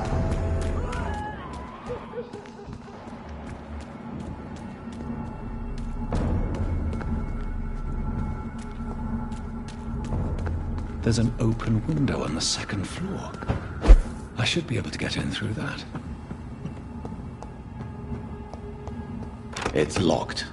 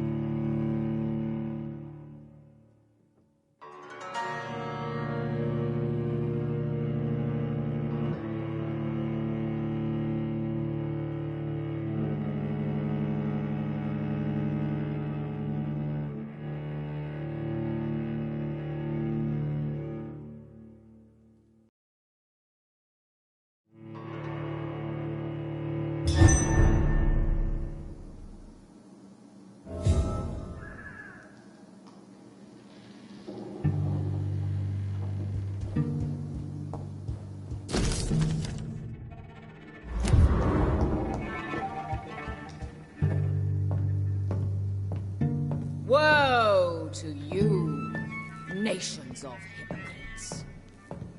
For in front of you stands the tall queen. You can but lower your head, fit only to smirk at her soiled feet.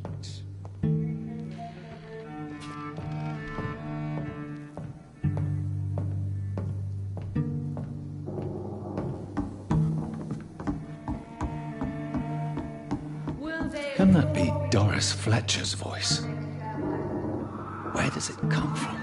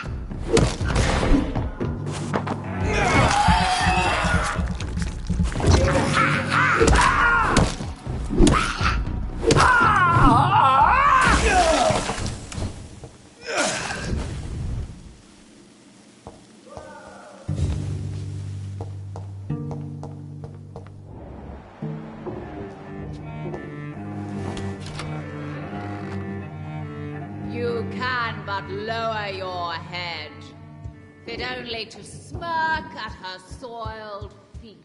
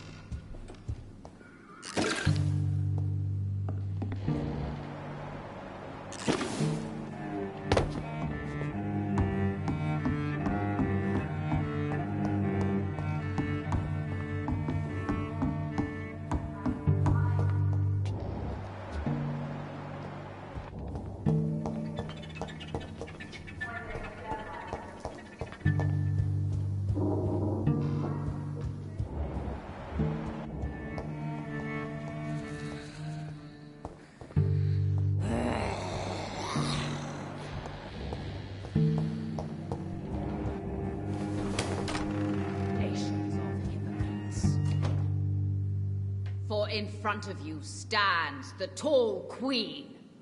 You can but lower your head, fit only to smirk at her soiled feet. Alas, poor Doris, I knew her well, and many can testify.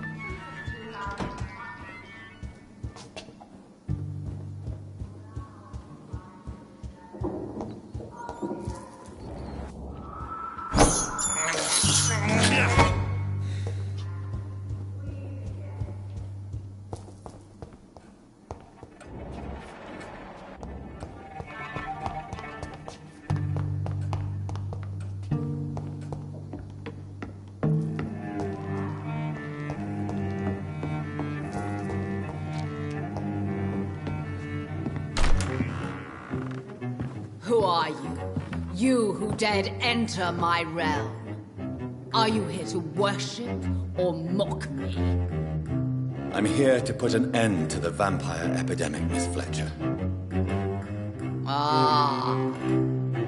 But Doris Fletcher is no more. She was consumed by this putrid flesh that now enshrouds her. You feel anger for what happened to you, but I can help you. I'm a doctor, Miss Fletcher. Doris Fletcher is no more. All that remains are the dreams of the queen she was, and the queen she'll be.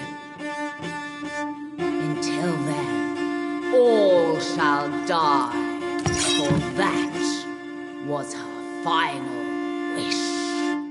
My blade, I summon thee, my children of the night. Bite, maim, spit, kill!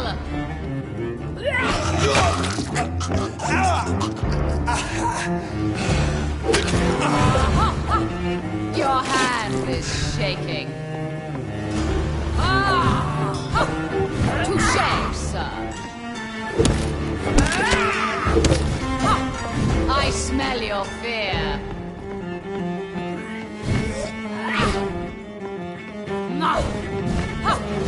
Your hand is shaking. Your blood will be mine. Touché, sir.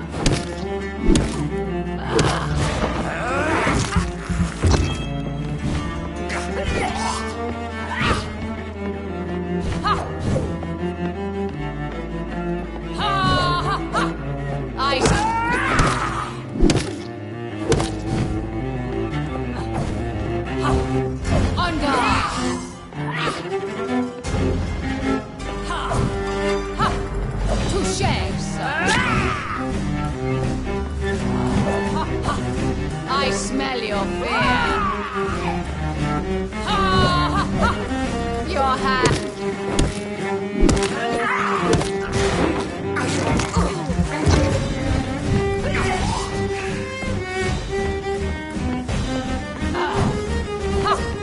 On guard. Behold, Kinslayer, the disgrace of she-wolf country now. Will she be the queen again once they all share her fate?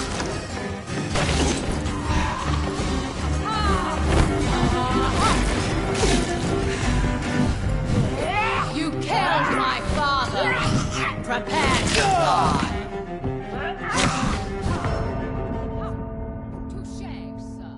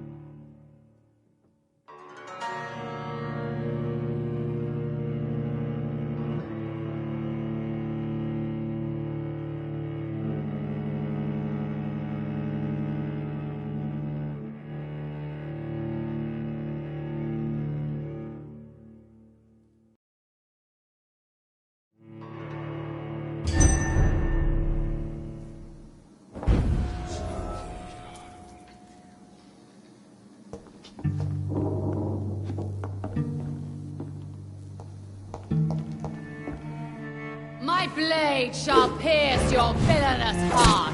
Touché, sir.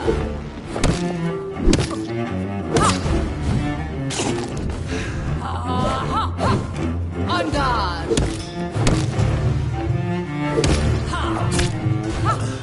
I smell your fear.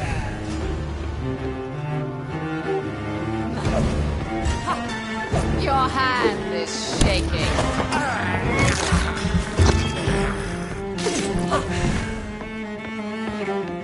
Hear and obey for your queen.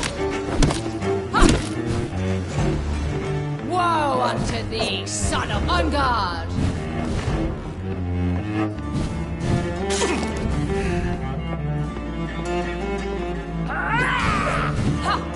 I smell your fear. Your hand is shaking.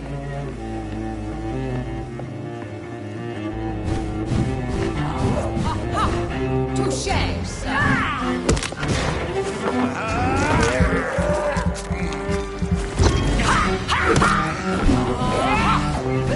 On guard. You killed my father. Prepare to die. Your hand is shaking. I summon thee, my children of the night. Fight, maim, spit, kill!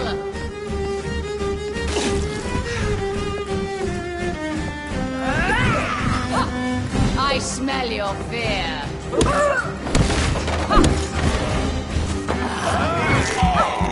On guard. Touché, sir.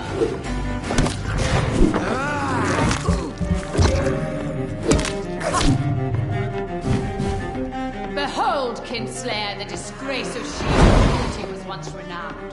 Will she be the queen again once they all share her fate? Ha! My children, my beloved. Your hand is shaking.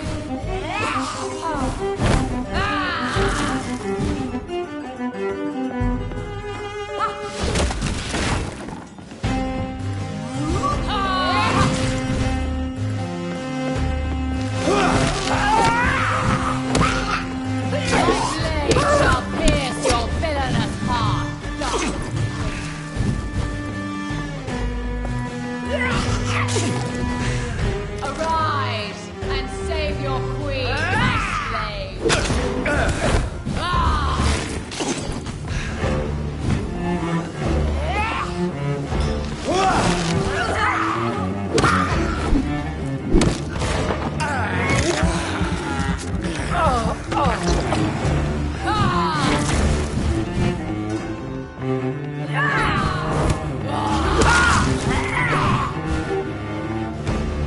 Come to me, my servants. Avenge me!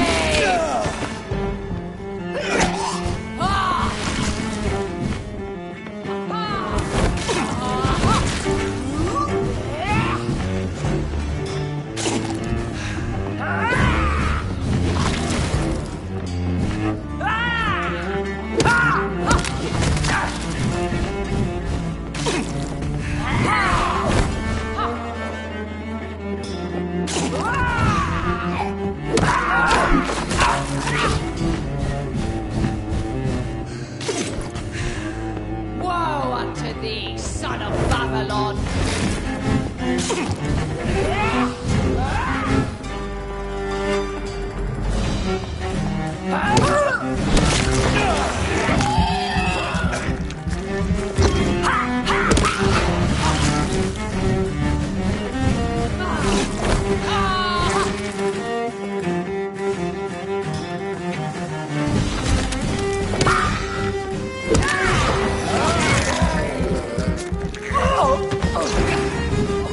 Hear and obey, for your queen commands you.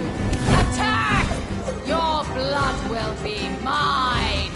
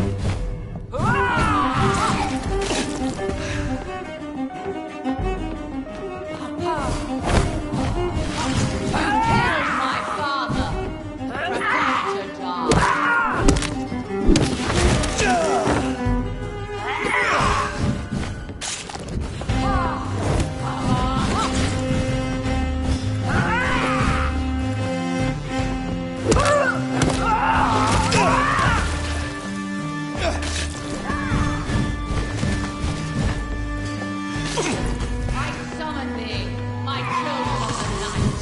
Fight! Save! Spit! Kill!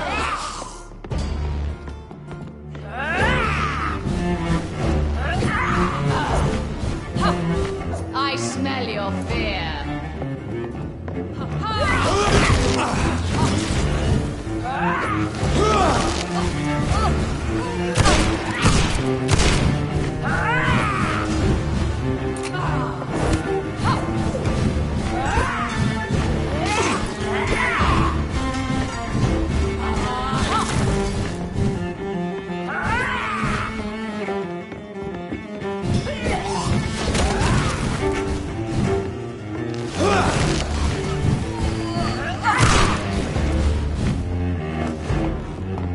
Come to me, my servants! Avenge me!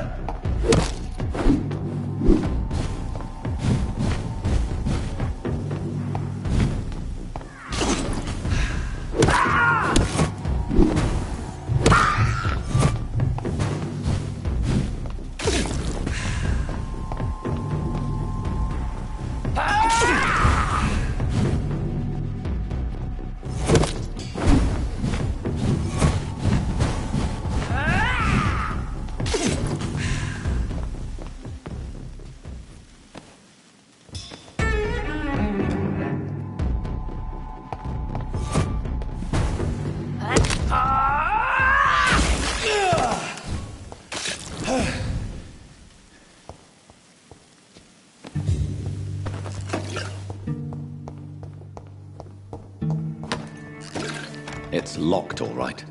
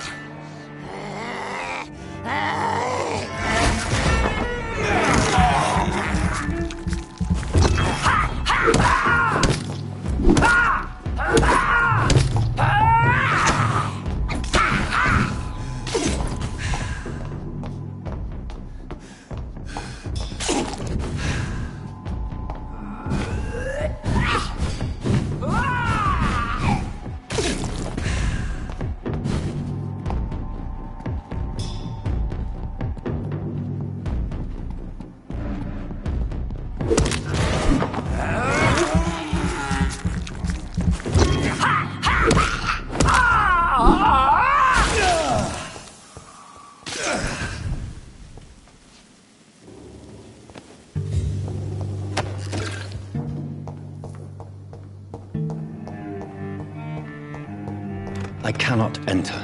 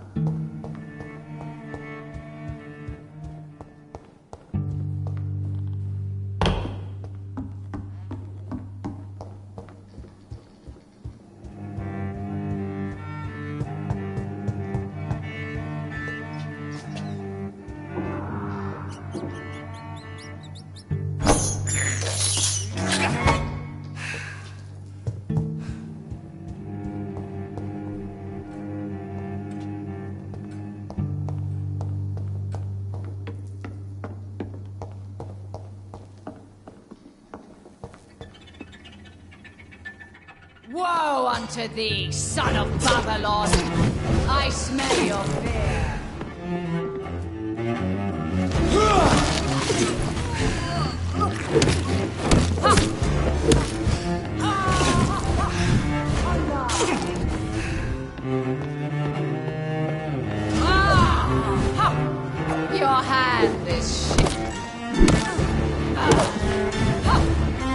shame, sir.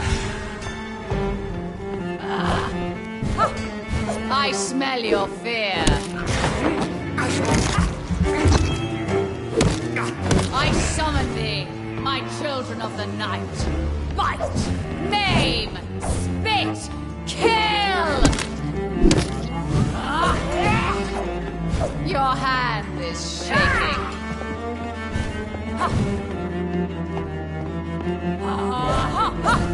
Touché, sir.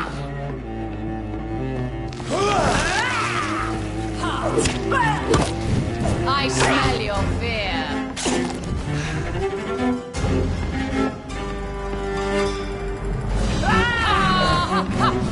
Your hand is shaking. You killed my father. Touché, sir.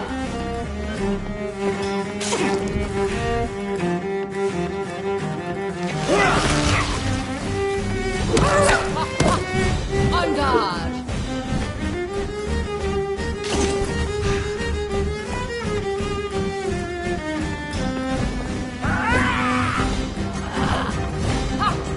Your hand is shaking.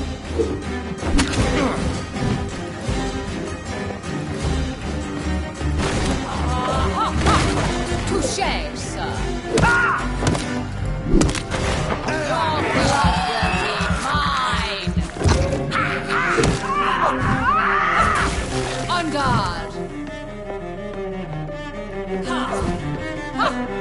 I smell your fear.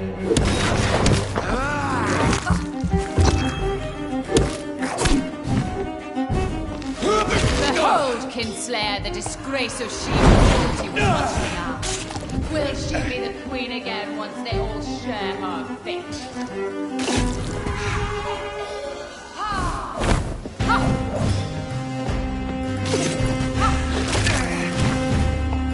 My blade shall pierce your villainous heart.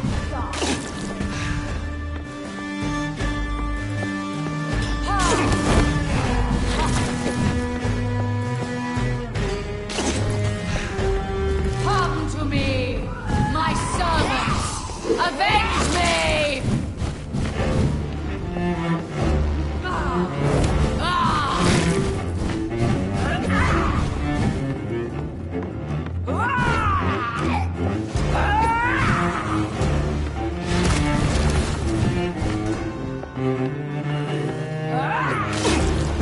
Woe unto thee, son of Babylon!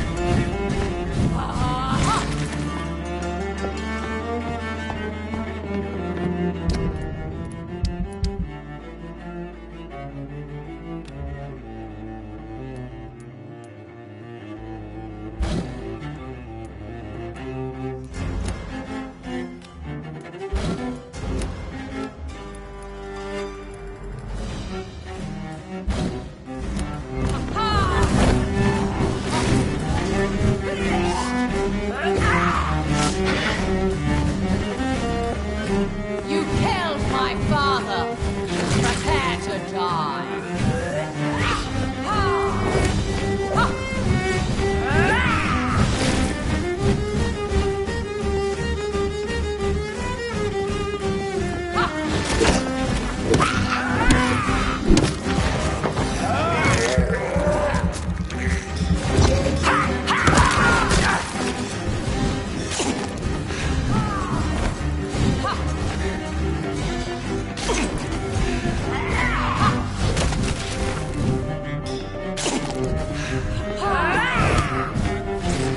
Your blood will be mine.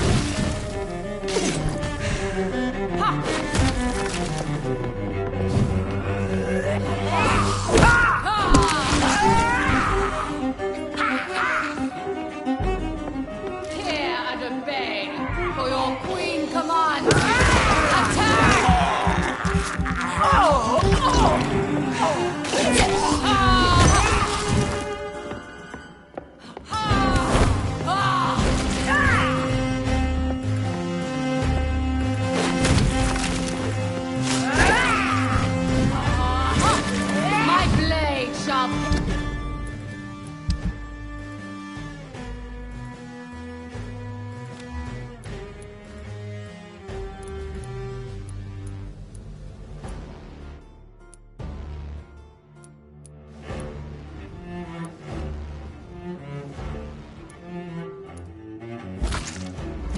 Bless your villainous heart, Dark Prince. My children, my beloved, die for the love of me.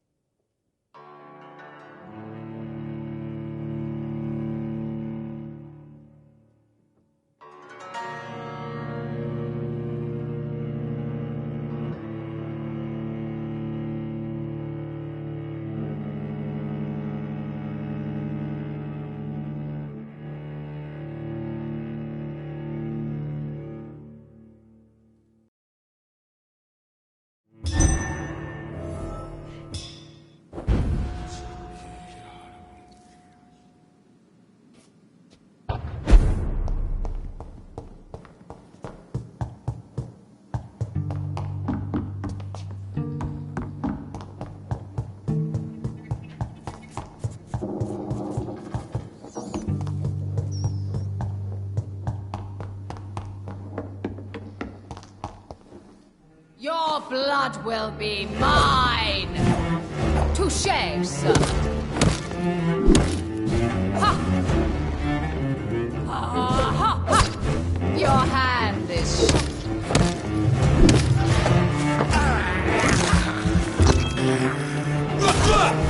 ha! On guard!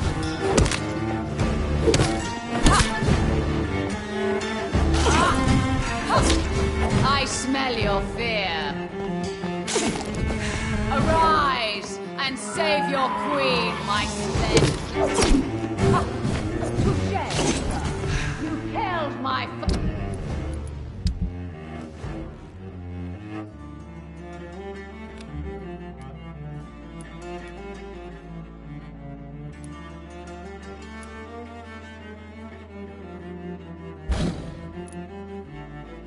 Father, prepare to die. Your hand is shaking.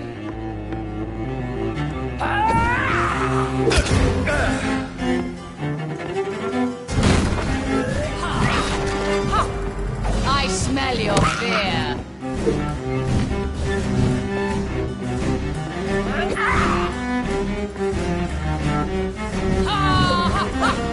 On guard. Touché, sir.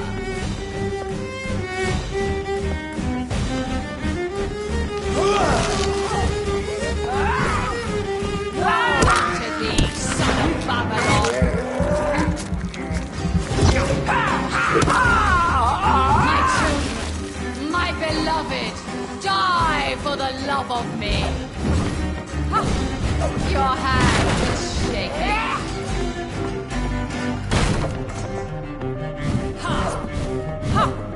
On guard!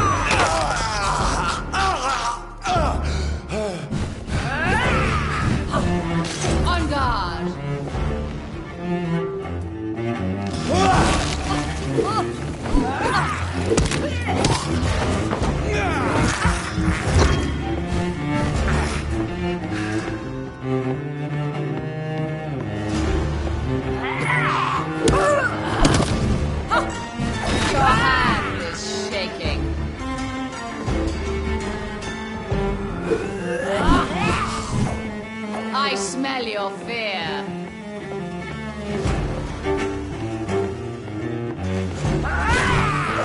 Ha!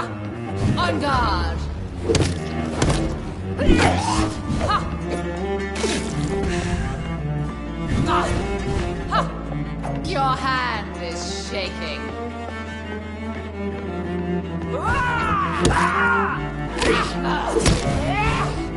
Touché, sir.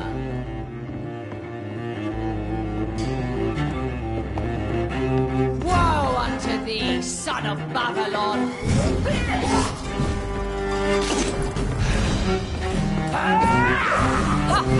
I smell your fear.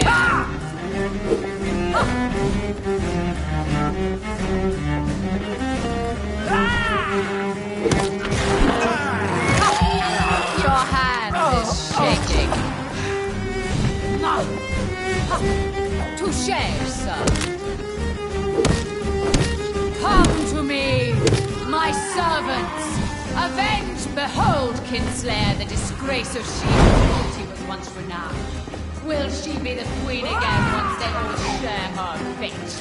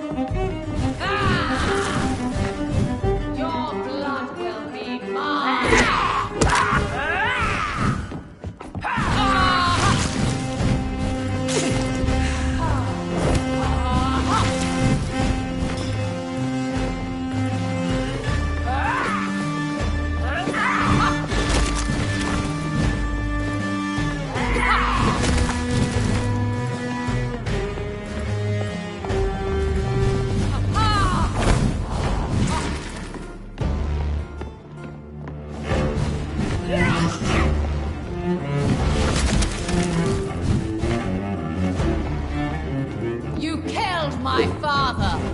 Prepare to die.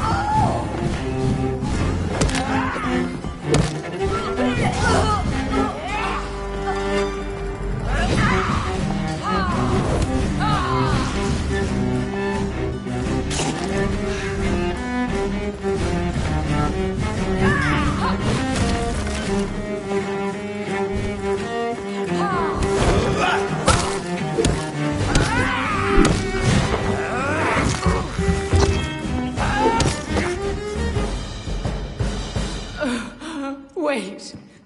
I beg you, wait. What? I don't want to die. And I did not come to kill you, Miss Fletcher. Will you spare me then? Save this cadaverous carcass of mine. Does your heart beat a little faster now? You fancy me then, Doctor? No, Miss Fletcher. My dead heart will beat for only one. Ah! Is she pretty? Is she sweet and tender? To me, yes. Ah! I hate her already. I know. And this is partly why you must be destroyed. But you just said That I did not come here to kill you, yes. But I realize now the threat you embody must be stopped.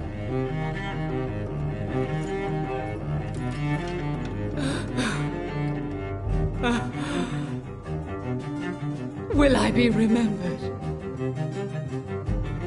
Will you?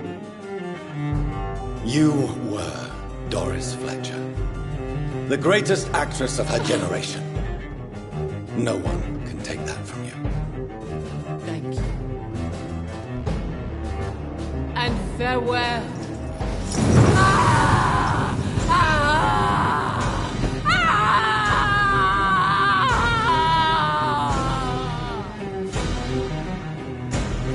Farewell, Doris.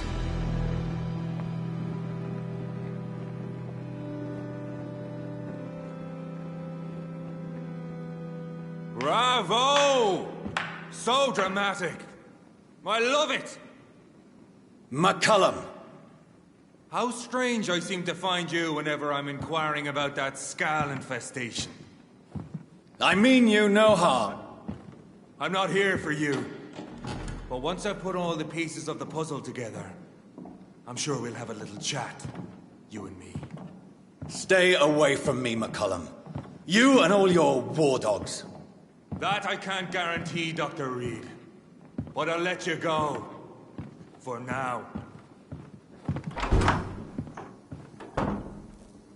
I should probably leave the theater right now.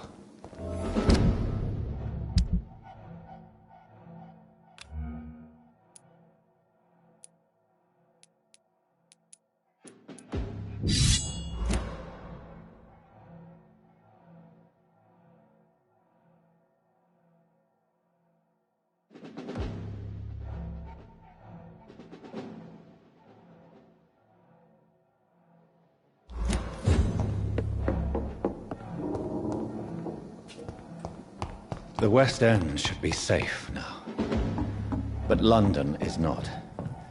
It would be wise to benefit from the Ascalon's protection while I continue my research during the Great Hunt. General, keep an eye on each other.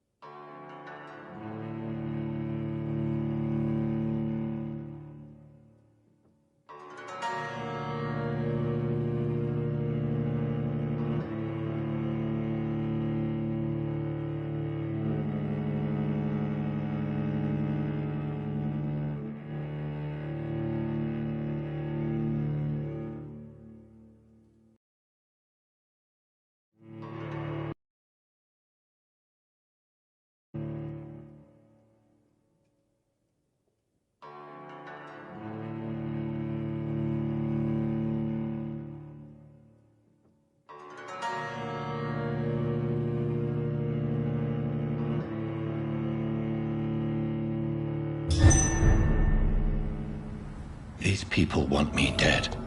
I need to leave now.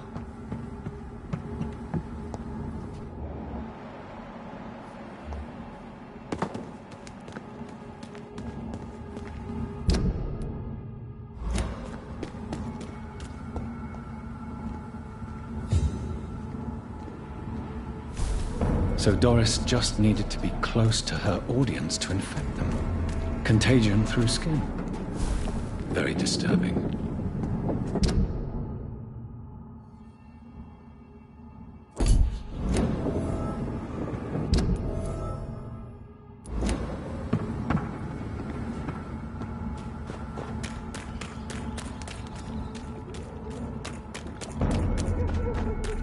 Step away, sir.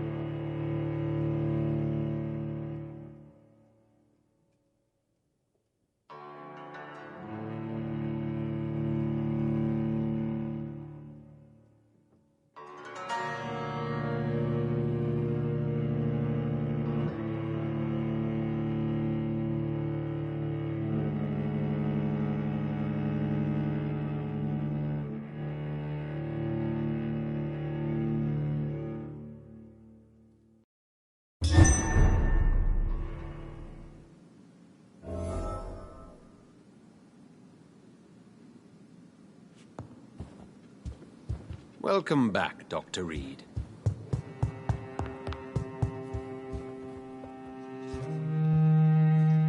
Elizabeth, what are you doing here? I've been formally asked to witness your triumph, my dear. After all, isn't it the natural role of a woman to support her man in victory? But it's you who insisted I join the Ascalon. Please forgive my giddiness. I'm just overcome by the thrill of finally being allowed within these hallowed halls. You certainly have an inquisitive mind. It's quite something. Elizabeth Ashbury, only you can make me smile in these difficult times. And the same to you, Jonathan Reed. Now go have your little chat with the chairman. I can see he's practically bursting to hear your report. Lord Redgrave can play with the brave all he wants. But I won't put a foot outside until the pre-went in their hunt.